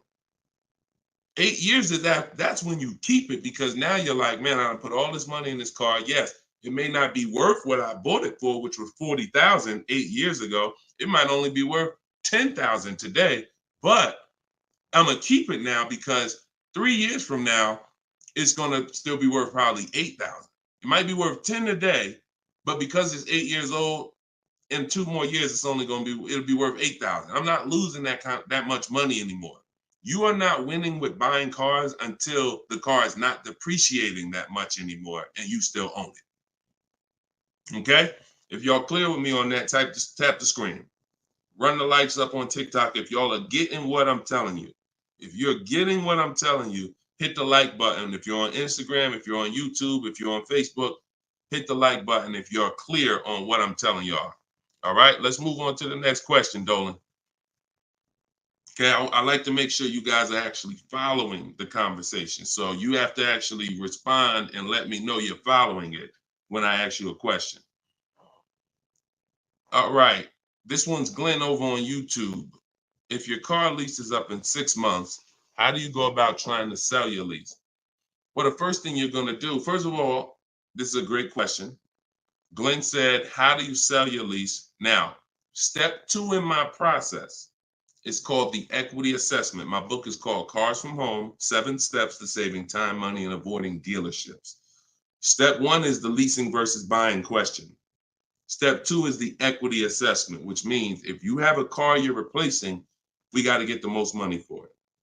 And that's never going to be with a trade. So we have to see, is there any equity in our lease? Now, we are not assuming this. We are going to do this process and see, because some leases have no equity. Some leases have a good amount of equity. Like, hold on, I just had somebody write me talking about equity they got in their lease. Hold on. Didn't talk to, I think it was this person. Oh, but I cut off their post. Somebody said they just got $4,000 and I always like to say this. I always like to show this stuff so people understand. You know, we operate with documentation. So when you are getting how you determine if you have equity is with cash offers, not with algorithms. Kelly's bluebook.com. Blue Book says my car is worth this. That means I have equity. No, Blue Book doesn't buy cars. So what you want to do is you want to determine if you have equity by calling your bank. You're going to get your payoff, which is how much you owe. And then you are going to go on the websites that I'm laying out for you. It takes you 20 minutes. If you can't take 20 minutes to go on a website to fight for your money, you don't deserve it. You're going to CarMax, you're going to Driveway, you're going to Carvana, you're going to Kelly's Blue Book Instant Cash Offer, where they connect you with a local dealer to get a cash offer. You're going to Car Guru, Sell My Car, and you're going to AutoNation, Sell My Car. And that's going to give you up to 6 offers. And if you have a lease, you need to ask your bank, do you have a third-party restriction? And if they say you have a third-party restriction, then if you have equity, you're going to be selling to a local dealer, not to one of the local online buyers. If you don't have a third-party restriction, we sell to the highest online buyer. If you do, we sell to the highest bidder among used car dealers. So it's just simple. There's different processes. I don't teach one size fits all car buying. So some of you who have a lease with a third-party restriction, you're going to use one strategy. Those of you who don't have a third-party restriction, you're going to use a different strategy. Those of you who don't have any money you owe on your car is paid off. You don't need to call your bank. You just need to go on those websites and get the offers. So, and when you're on there, if you have a lease, there's going to be a part where it says, is your car owned, financed, or leased? You want to put owned. It's very important. Don't put lease because it triggers something in their websites. So that's step 2. I go over this thoroughly in my book. This is called the equity assessment. You can't, listen, you need to get bids. Bids. That is my favorite word, that multiple offers. The reason why you are not saving the money that you could be saving is because you're not getting bids. The reason why you don't have the confidence when you leave a dealership that you got the best price is because you're not getting bids. It's very simple. Start getting bids and you're going to save more money and make more money selling your cars. And you'll see why we don't trade in cars. That's the equity assessment. Okay. Step 2 in my book. Go ahead, Dolan. Shoot the next one up. All right. Yep. Wanda said my last lease had 5,000 in equity on TikTok. Amen. I sold the lease a couple years ago when prices were super high. I made $10,200. My mother did. I made $9,000 on my Jeep Grand Cherokee. That was in 2021, I believe, 2021. Yep. It was ridiculous money. So the 9, 10 grand, 12 grand lease, those are not really there anymore. But we still see people that are making 2 and 3 and 5,000 for sure. Rudy on Facebook, how are you? Good afternoon, Deshone. I'm new to the live stream. Welcome. Who's new to the stream? If this is your first time here, type 1. Type the number 1 if this is your first time here. I'm looking for a 2020 SUV, Mercedes GLB 250, 4MATIC, less than 20,000 miles. Drives over 120. I see you, Yvette. Drives over 120 miles daily. We have been looking in different car websites. Still haven't found one that matches our max of 30K. Any suggestions? We live in New Hampshire. We've been looking in Massachusetts as well. Should we be expanding our searching area? Thank you for your help and keep up the great work. Absolutely. Yes, you should be expanding your search area. If you're looking for a 3-year-old vehicle with less than 20,000 miles, right now, you got to look at the age of the car. When you're searching for a used car, you got to remember a car comes out the year before the year we're in. So if a car is a 2020, it was released in 2019, most likely, which means you're calculating the age based on then. So if you're looking for a car that was released in 2019, and right now we're in 2025, you're looking at a car that's 6 years old. If you're looking at a car that was released in, 2022, and we're in 2024, then it's 2 years old. So you need to look and say, okay, how old is the car I'm looking for? And then we can look at the mileage. Because if you're looking for a car that's 4 years old, but you're looking for it to be driven 20,000 miles or less, that means you're only looking for a car that has a 5,000 a year average. That's going to be very tough. I like to go with it. I like to look at 10,000 a year, and then I like to go to 12. Now, we're talking about how we expand the search of our used cars, because the whole goal is to expand the search slowly. So if you were looking at the 2020, 20,000 miles, now go up to 30,000 miles. I would go up to 40,000 miles, because 40,000 miles still means it's driven lower than average. Just to show, so average miles is 10 to 12,000 miles a year. If you get a vehicle and it's 4 years old, it's driven 10 to 12,000 miles a year. It has really under 40,000 miles on it. It means it's been driven under 10,000 per year.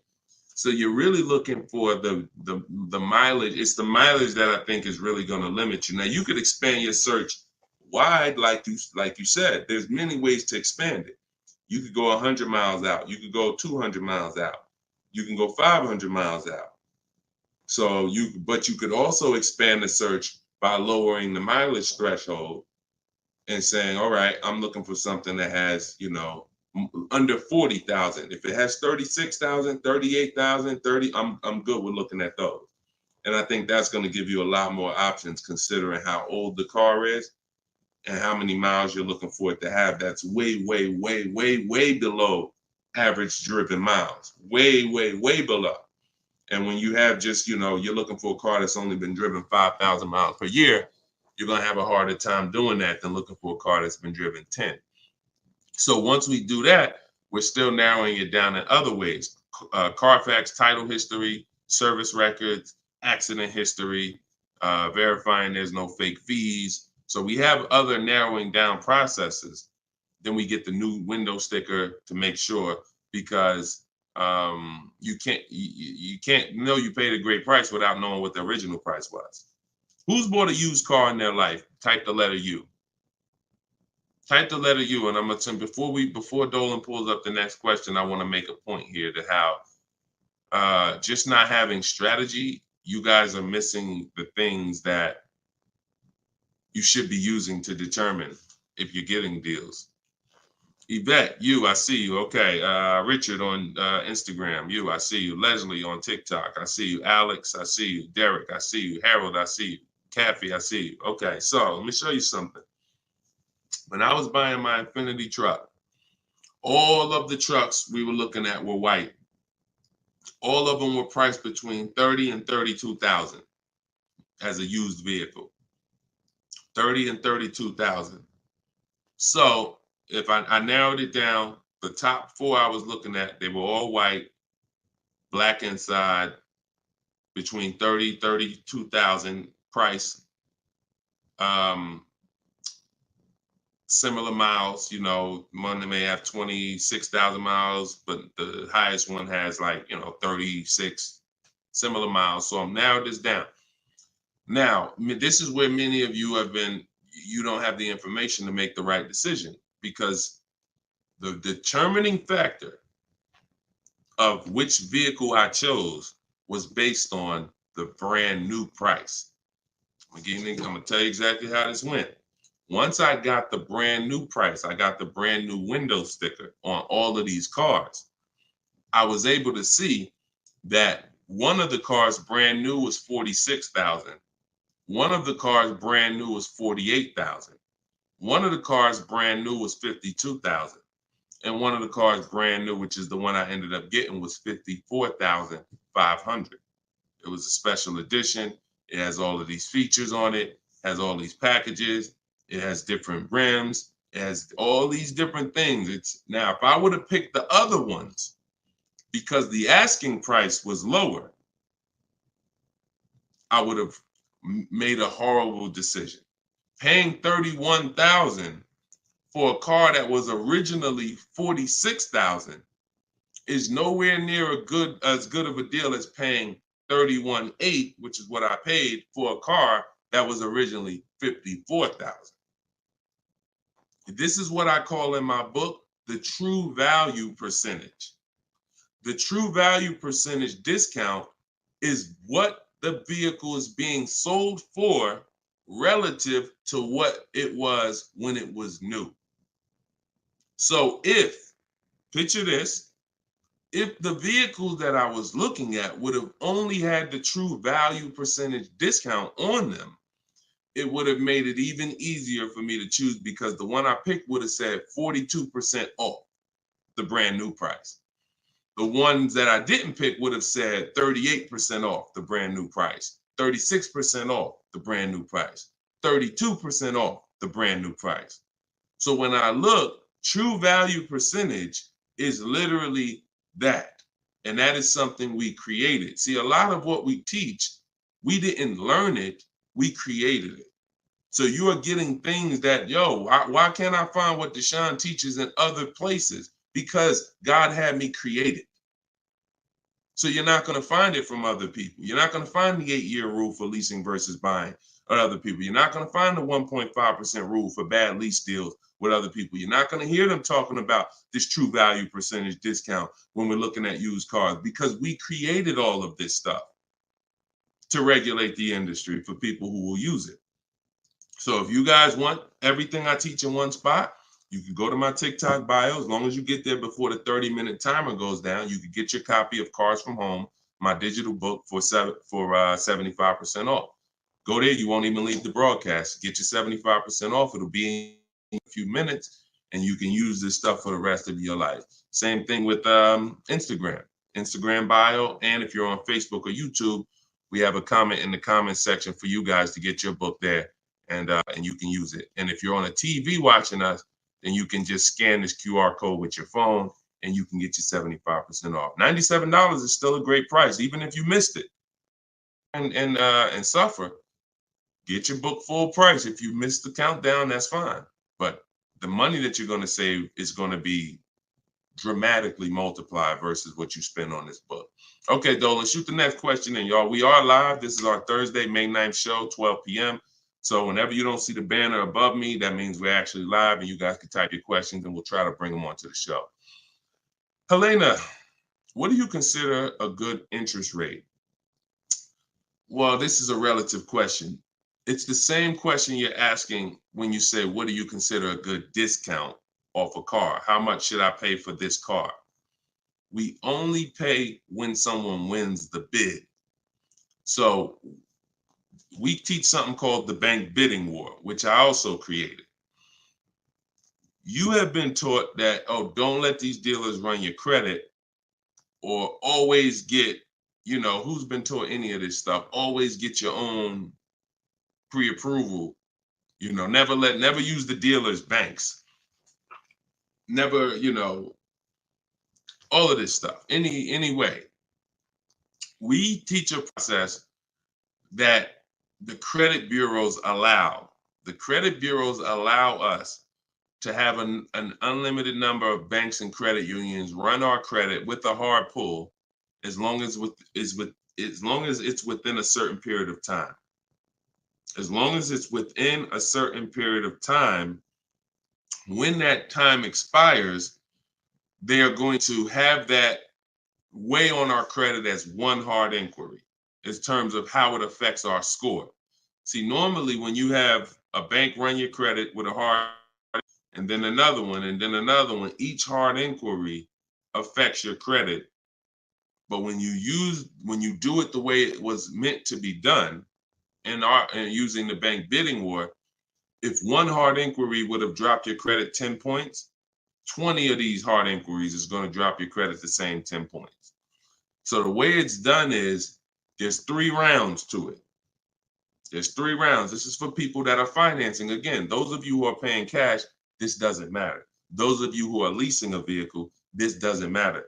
That's why having access to car buying advice that's not one size fits all is what you need. Because typically, if you only pay cash for cars and get used cars, that's what you're going to teach people. So everything has a different place. So those of you who are financing a new car or a used car, you're going to use the bank bidding war so that you don't have to ask this question. This is the answer to Helena's question. How do you know? What do you consider a good interest rate? It's who wins the bid. So there's 3 rounds to it. The first thing we're going to do is see, are there any special interest rates on the car we're shopping for? So if we're shopping for a Kia Optima, a Kia K5, and all right, let's see, are there any special interest rates on it? Are they doing anything like 1.9% financing? Are they doing 0% financing? Are they doing 2.9% financing? Anything special? We also need to know how much the term. What's the term? Some people only do 0% for 3 years. That means you got to be able to pay the car off in 3 years or you can't take the deal. If it's 0% for 60 months, that's different. You got a 0% 5-year loan. You got 0% 6-year loan. So we need to see, is there anything special on the car? We do that for new and certified pre-owned, if we're looking for a certified pre-owned. Now, if we find something, sometimes that could prevent us from even needing to do any other interest rate shopping. If they're doing 1.99 for 60 months, you're not going to find better than that. No bank is going to do better than that. So that's why it eliminates the rest of the rounds in the bank bidding war. Eliminate it. But let's just say that there are no special interest rates. Now we're going to revisit the bank bidding war in round 2, which is after we find the best price on our car.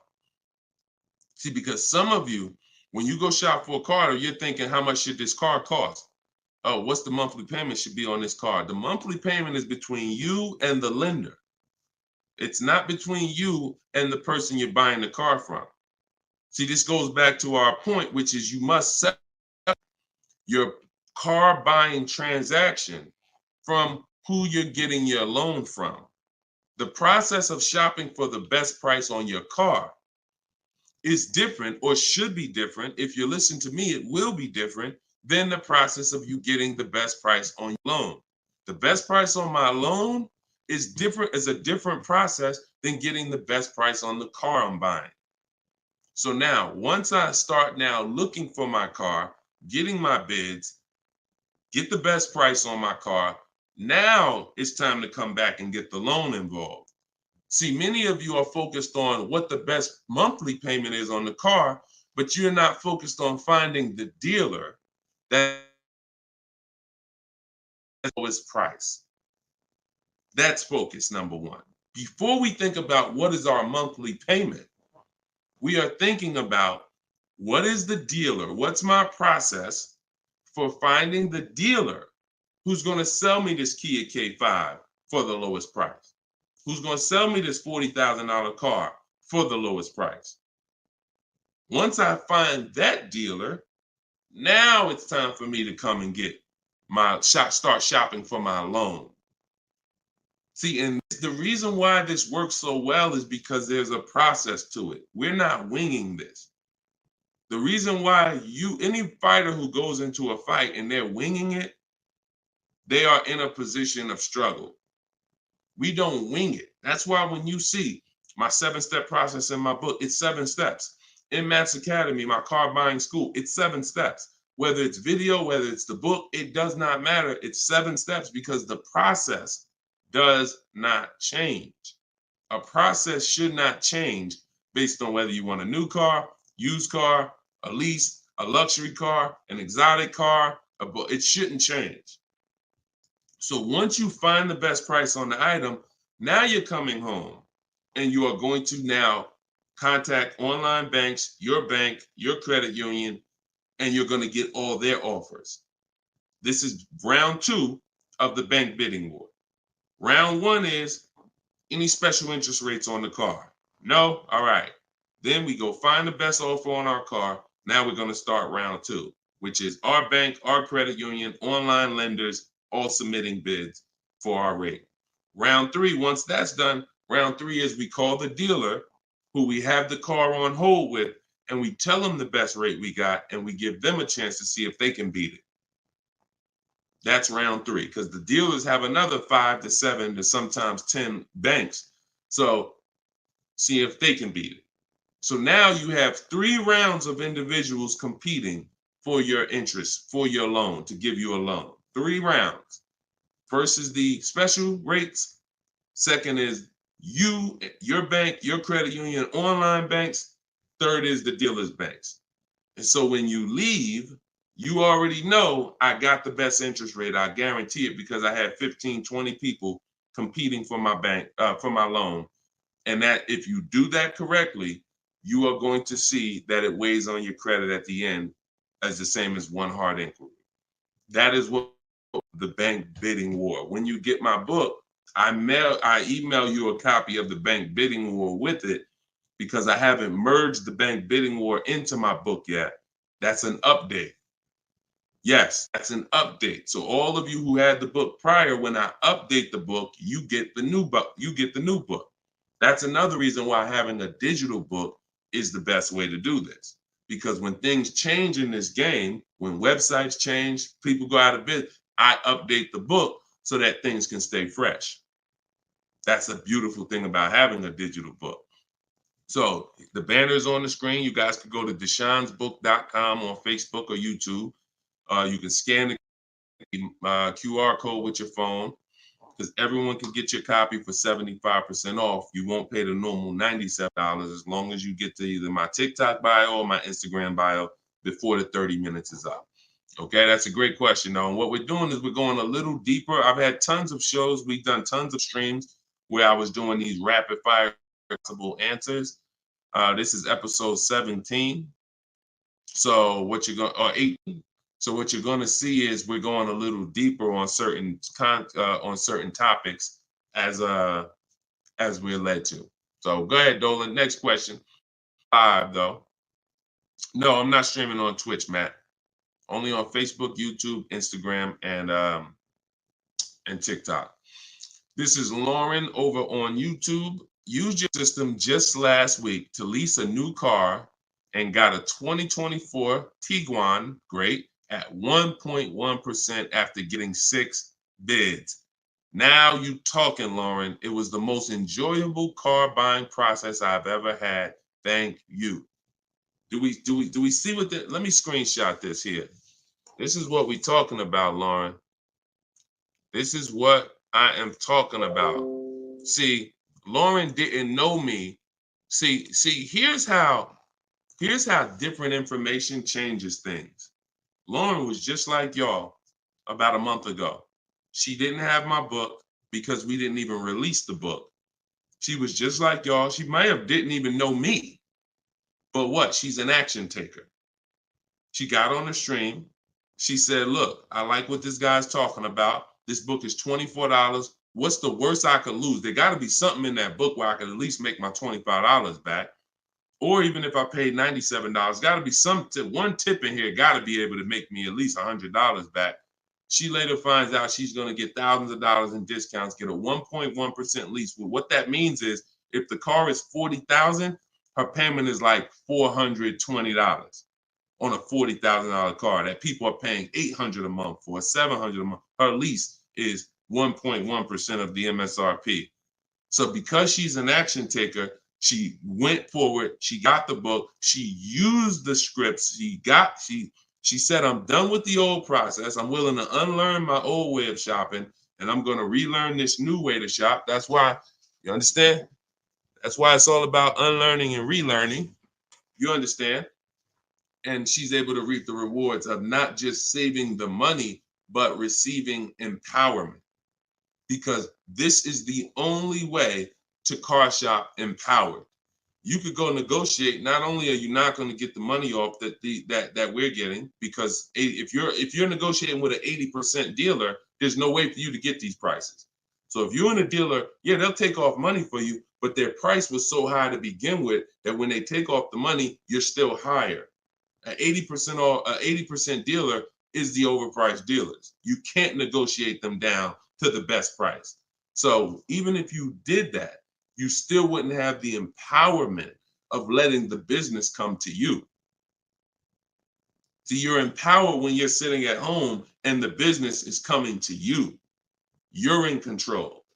And the only way to do that is with bids. So congratulations, Lauren. Enjoy your new Volkswagen. Beautiful vehicle.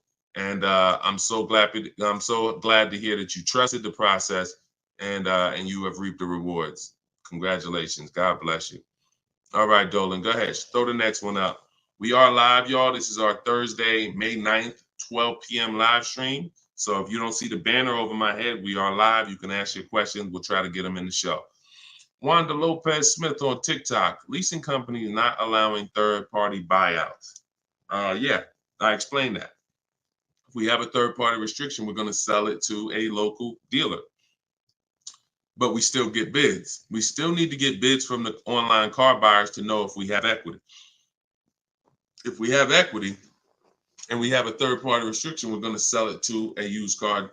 Like if I had a BMW and there's a third-party restriction, I'm selling my BMW to a BMW dealer. I have a whole script in my book for how we do this. We talk to used car managers, and I'm going to have a used car manager buy it. See, some of you bought your car because you saw the third-party restrictions and you bought it and resold it. I don't like doing that because when you buy it and resell it, you have taxes, you have fees that you're going to pay. When you sell to a local dealership, sometimes they don't pay the taxes and there's no fees. So buying and reselling, you're eating up like probably $3,000 or $4,000 of any equity you would have. So yeah, we've been getting out of the, we've had a process for third-party restrictions since they started them in 2021. We've had a process for how we were going to sell our cars and get our equity, even with third-party restrictions. So that's never stopped us. Never stopped us. Good, great question. People like the live view have no clue how valuable his information is. Appreciate you, Belle. Thank you so much. Only people that know how valuable the information is people who use it. People who watch, there's a saying, you can't be a hearer of the word. You want to be a doer.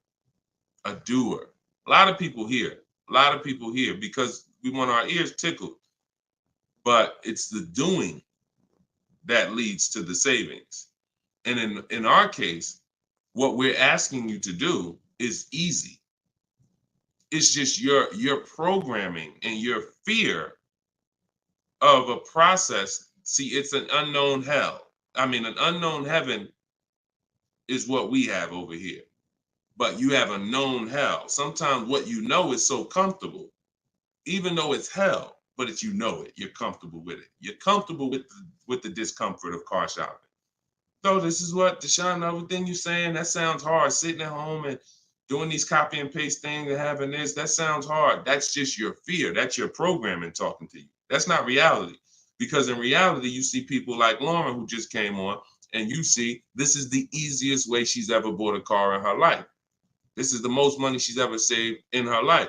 Look, you got people like, look, Matt, happy to share. I've officially graduated. Huge thank you to Deshone, building such a great system, answering all my questions along the way.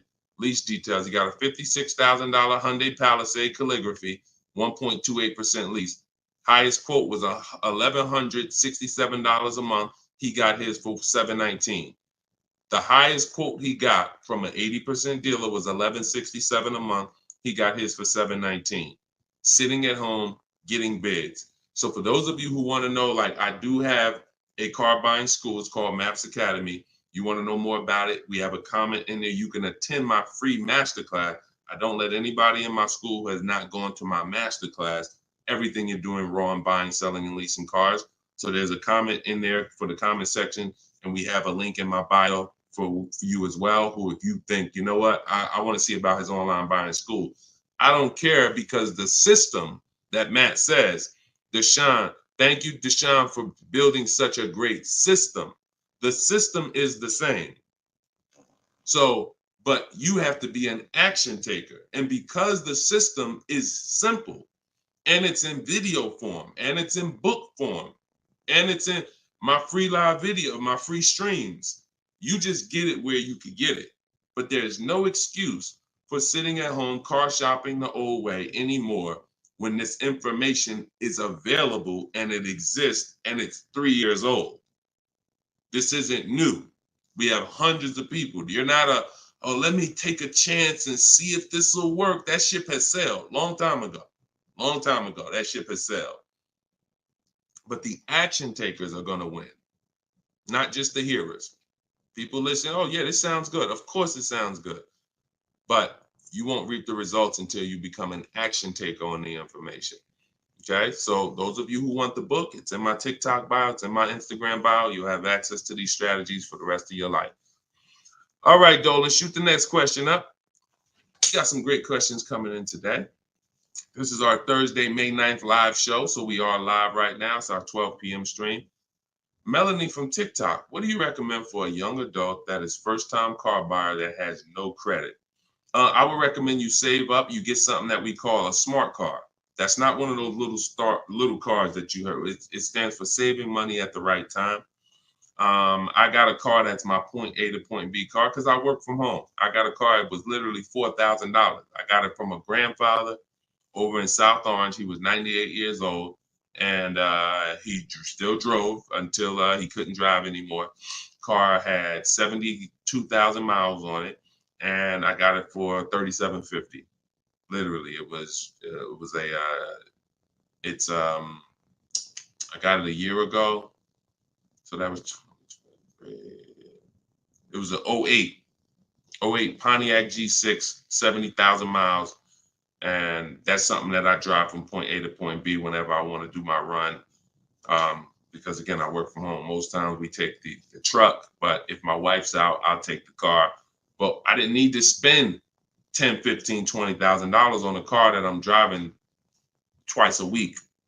So what I would tell you for you is if you need transportation, you want to get it reliably, save up some money, get yourself a private party sell on Facebook, pick it up for a couple grand, but you have to be diligent. You want to find it from an owner. You want to find it from an owner who's not driving too much, who maybe they got a second or third car in the family, and that you don't want to deal with these dealers on Facebook Marketplace perpetrating as owners. The owners know the history of the car. They've had it for the last 8-10 years. You want somebody that can tell you, yeah, my little son, this is where Jeremy took the car one day. He was driving to the grocery store. He backed into a car over there right here. You want a person who knows that, not a dealer who just picked up the car and now they're trying to sell it to you for $2, $3, $4 grand. So that's what I would be doing. I would be getting me a very reliable, inexpensive car that I can actually get to work with, make more money. And then once I make money, I will be choosing whether I'm buying or leasing based on if I'm going to keep the car for 8 more years. Whenever you get into spending real money on cars, over 12, 15 grand, this is when you start wanting to ask yourself, am I going to keep this car 8 years or not? Because once you get these cars and build up your credit, Melanie, another thing you should be doing is getting a credit card, not using it, pay it off every month, spend $20 on it, pay it off so you can get your credit up to a 700 score. You could be at a 700 score lightning fast before the next 12 months.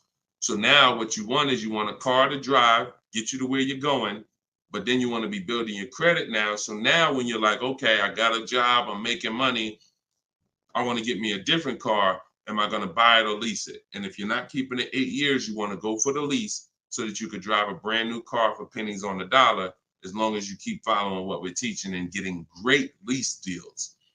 But if you're keeping the car for 8 or more years, then you would go and you would buy a car, not lease it. But in order to do that, you want to set yourself up and get yourself up to a 700 credit score. So you should follow somebody like Shonda Martin. She's on all the platforms. Shonda Martin, this young lady is a guru when it comes to credit. She does a lot of live streams, a lot of Q&As, just like me. But yeah, you got a great path. But don't go out there and do what a lot of people do and finance a car, no credit, your first car, you're gonna go buy it. Now you're getting a $20,000 car, you're gonna probably pay, $500 a month for it. And now that car is gonna be a long-term thing because it's just too expensive. And you just don't follow the traditional route is what I would tell you. All right, I'm glad. It's my daughter. She has a full-time job and now searching for a car. Okay, perfect, Melanie. I think that's a great plan. Because the thing about that car that you're going to get for Facebook Marketplace is whenever she decides that she's ready to finance or lease a car, she can sell that car and get all her money back. If she finds a great car on Facebook Marketplace for $4,000, $5,000, you guys can sell that car and get the whole $4,000 or $5,000 back. You'll get 80-90% of it back. And I like to get whenever it's going to be a short-term thing, I don't want a car where it's going to be a burden to me later.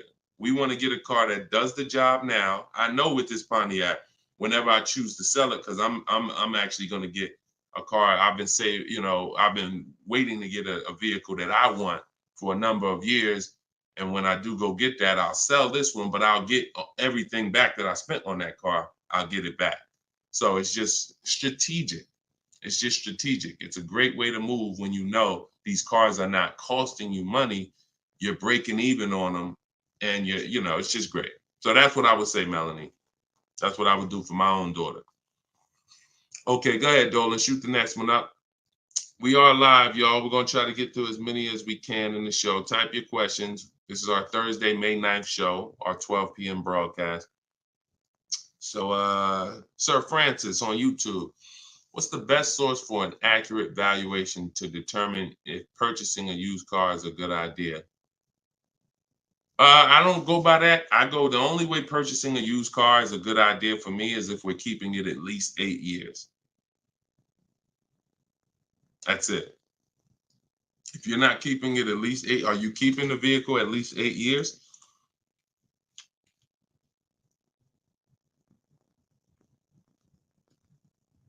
Let's see if we give him some time to answer. Are you keeping the vehicle for at least 8 years, Sir Francis?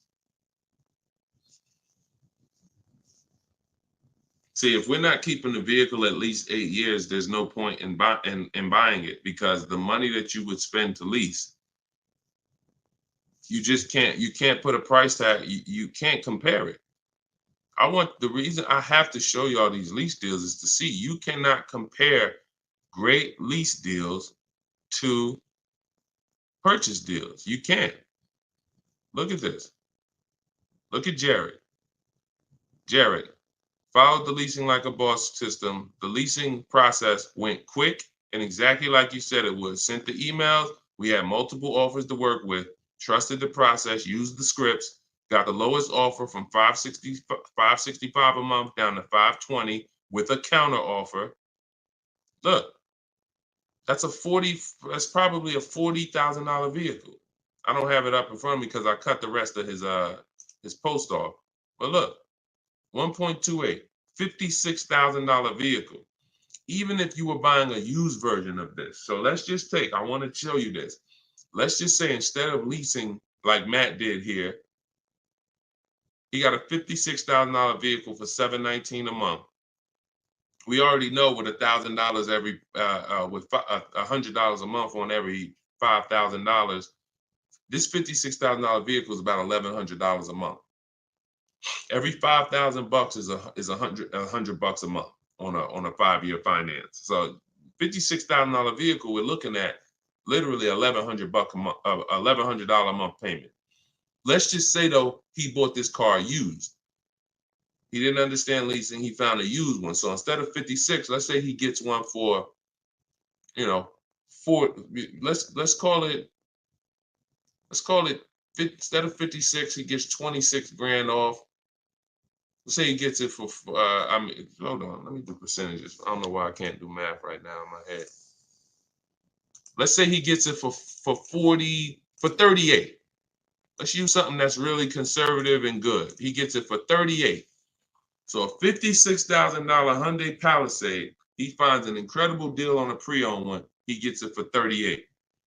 Once his taxes go in, he's at 40. What's his monthly payment, y'all? If every $5,000 is $100 a month, what's his monthly payment for 40? See, it's all about no money down. If you notice, every time we're comparing numbers, we're not putting any money into the deals. See, when you're not putting any money into the deals, you can easily compare the deals. That's why all we do is shop with no money down, because it's easy to compare the deals. In my book is No Money Down Mastery. You're going to find every strategy I teach you doesn't involve money. It doesn't involve money, because when you want to put money down, that's different. But money down should be after you have assessed the deal already. So, those of you who want your copy of Cars from Home, 7 Steps to Saving Time, Money, and Avoiding Dealers, go to my TikTok bio now, get your copy for 75% off. Go to my Instagram bio, get your copy. But look at this. I'm asking y'all, what's his payment? Let's see if we got anybody that chimed in. If he didn't get this brand new one, if he didn't get this brand new Hyundai truck, he got a used one. So instead of 56,000, he got his for 38. Great price. He found one for 38,000, low miles. Now taxes are in, and he's financing 40,000. What's his monthly payment?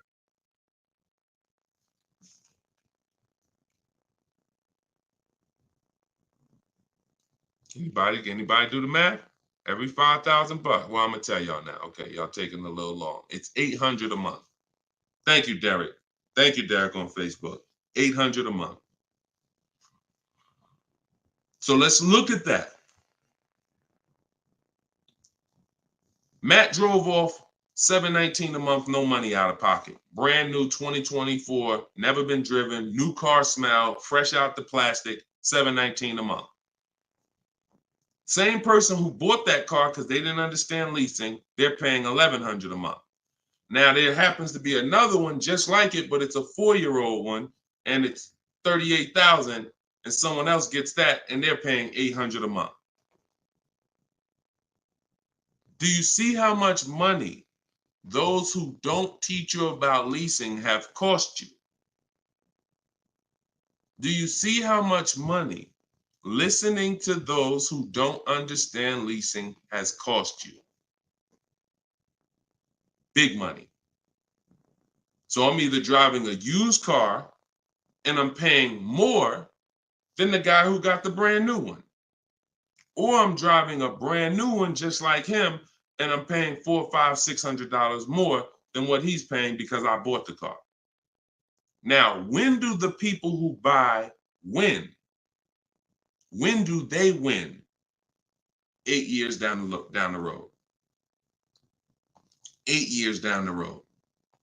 See, because when you buy your car and you pay it off, see, the person who leases is not worried about depreciation.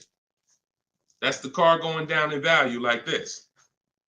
The person who leases is not worried about depreciation. They've already beat it because their lease payment is so low. Their lease payment is so low, they're paying less than what the car's normal depreciation would be. So they beat it with a great lease deal.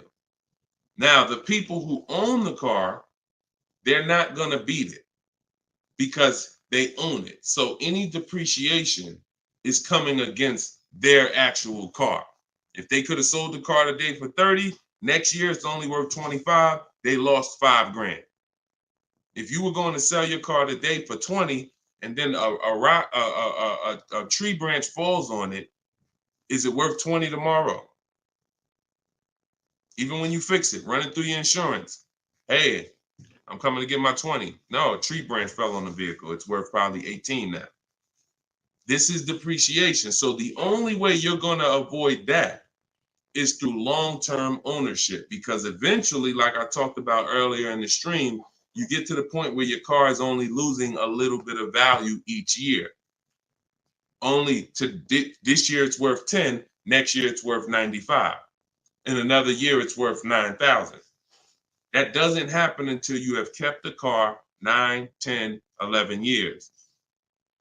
So if you're not keeping your cars that long, you're losing thousands of dollars not leasing, as I just illustrated with those 3 examples.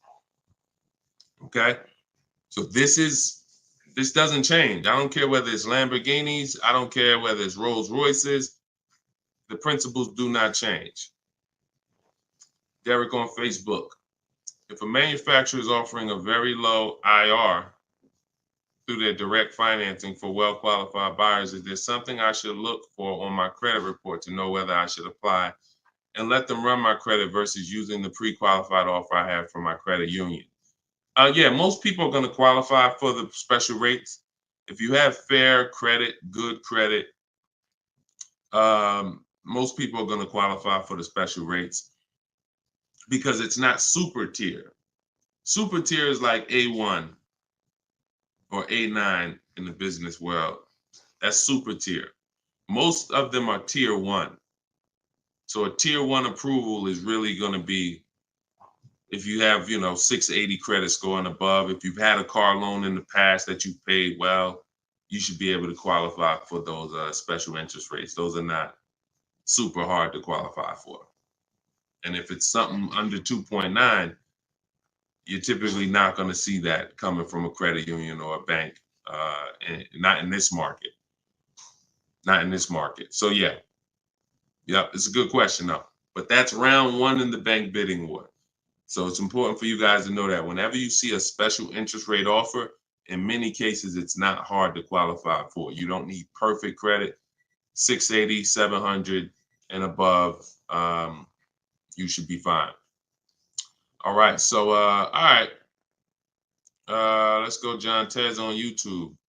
I'm interested in getting a 23 Charger Scat Pack, trading a 2022 Camry. This is a disaster.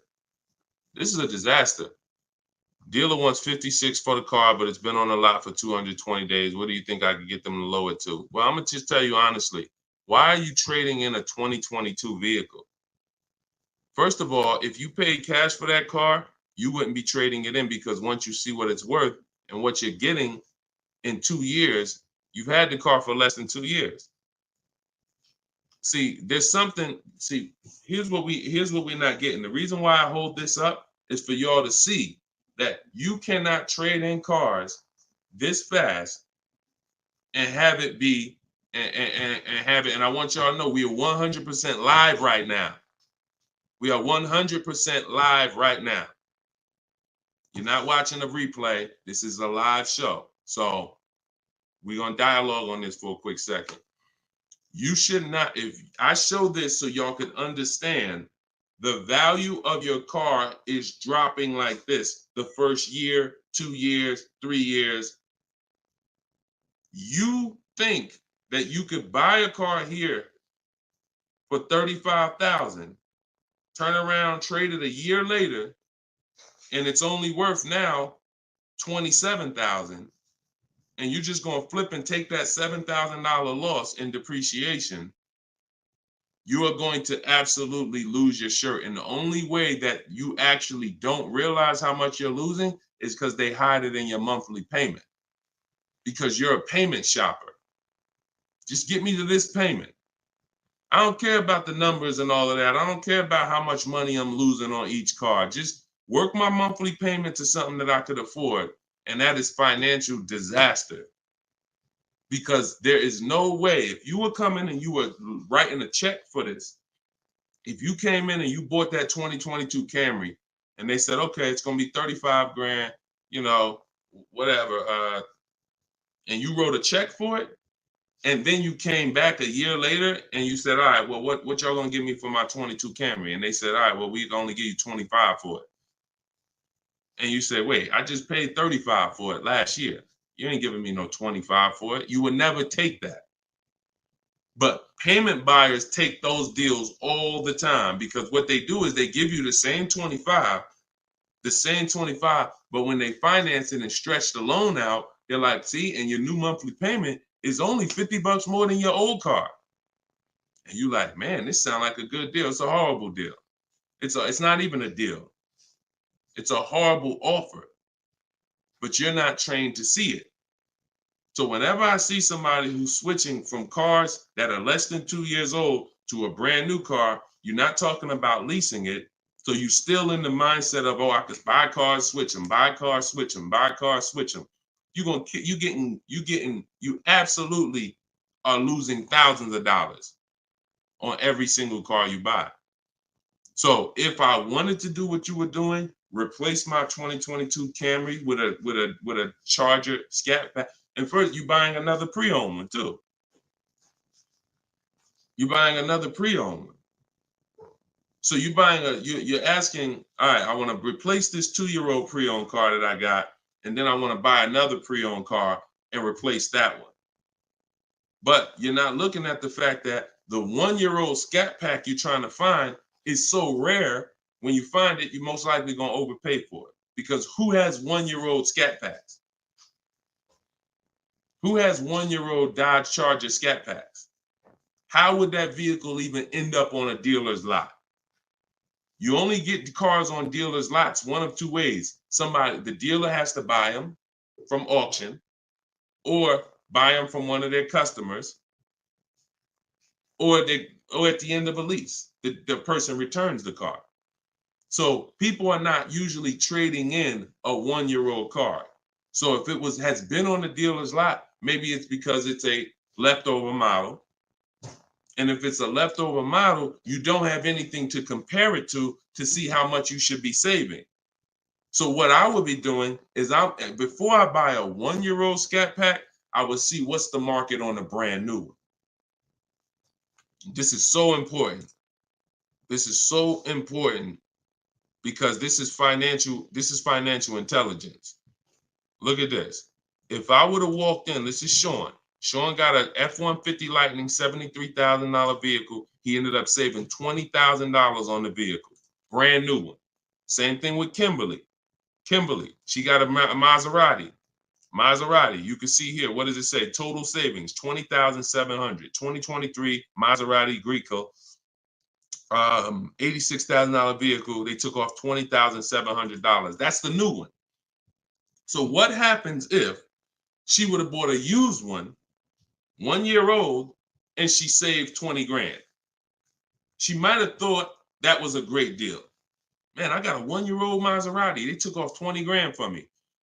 Not if she didn't know that on a brand new one, she could have got 20 grand off. So whenever you're buying a car that new, you need to know what the brand new market is to know, all right, if I can save 10 grand off a brand new one, then how much should I save off the 1-year-old? I should save a lot more than that. See, and you have a lot of things that you moving in a way that I would tell you need a system, because it's hard for me to explain to you everything you are doing and a way you're approaching this, how you're going to overpay by thousands and thousands of dollars. You haven't talked about leasing versus buying. You're not talking about shopping for cars in a way where you can actually see multiple offers. You're talking about buying a 1-year-old pre-owned car without looking at what the market is. How do I know a good deal on a 1-year-old one? There's not enough vehicles out there for you to know a good deal on a 1-year-old, which means the only way I'm going to know a good deal on a 1-year-old one is I need to know what a good deal is on a new one. And if a good deal on a new one saves me 15 grand, then that means on a 1-year-old one, I need to save like 20 to 25. There's not enough vehicles for you to do that. So you should really be looking at following a system, learning about leasing versus buying. Are you keeping the next car 8 years or not? If you're not keeping the next car 8 years, you shouldn't be buying, you should be leasing. Because I don't care what you get the price for on the Scat Pack, you are gonna overspend compared to someone who goes and leases their Scat Pack and gets a great deal on it. So we got to slow down and look. Most times we're approaching car buying like grocery shopping. We trying to get our car deal done the same time as a grocery shopping visit. 2 hours, 3 hours. We're at the grocery store more than we're planning our car purchase. And the only way you're going to save money is to take your car buying process seriously. If it's just like, nah, Deshone, it ain't that big of a deal, then go ahead and go give them 15, 20 grand. But I tell you what, somebody like me, somebody who's listening to me, who getting the same car that you're getting, and they say, man, so funny, Deshone, I'm in the same position as that person is in. I got a Camry too, and I want to replace it too with a Scat Pack. But I'm gonna use your strategies. I'm gonna assess my old car, get bids for it. I'm going to determine leasing versus buying, and then I'm gonna shop for my car. That person will save 5 to 10 grand more than you, minimum. Minimum. I put any amount of money on it. So slow down and answer this question first. How many years are you keeping the next car? If the answer is not 8, don't think about buying it. Don't think about buying it. My goal is to shop for my most aggressive lease on my next car. If I'm buying it and I'm keeping it over 8 years, then I'm buying it. I'm not buying a car that I'm not keeping more than 8 years. Not no Scat Pack, not no Dodge Challenger, not no Toyota Camry, nothing. If I'm not keeping it 8 years, I'm not buying the car. Lease deals are too great. It's pennies on the dollar when I learn to get them. So everything I'm teaching y'all is out of my new book, Cars from Home. It's a digital book. It's called 7 Steps to Saving Time, Money, and Avoiding Dealerships. You can get your copy for 75% off in my TikTok bio. The price of the book is $97. That is the price. But you can get it for $24 if you get to my TikTok bio before the 30-minute timer expires. If you get to my Instagram bio before the 30-minute timer expires. We have a link in the comment section on YouTube and Facebook. You can go to deshonsbook.com, or you can scan this QR code with your phone and you can get your copy for 75% off. So use it. Make sure you send me your success stories. Continue to send me your success stories so we can bring them onto the show. That is a step-by-step system. There's nothing left to chance. You cannot leave anything to chance when it comes to car buying. Everything that we teach is for a reason. So let's continue to move. You know we will be back soon for another stream. And catch us later. We're usually live 7 and 12 p.m. So if you're around at 7 p.m., just again, if you don't see the banner above us, that means we're actually live. So jump on and we'll get to it. Everybody else who got your book, enjoy. For those of you who want to attend my free masterclass, Everything You're Doing Wrong Buying, Selling, and Leasing Cars, you can also go to the comments or to my TikTok and Instagram bio. But you're going to need about an hour. And that's a straight hour of me in my board. And we have a comment for you right here in the Facebook and in the YouTube section. That's me showing you scenarios, going over 23 mistakes that most of you are making that you need to stop making if you're truly going to get below market deals. Okay, so other than that, y'all, get the information. I don't care how you get it. Get in where you fit in. Use it. Keep unlearning. And let's keep saving this money. All right, God bless y'all. See y'all on the next one.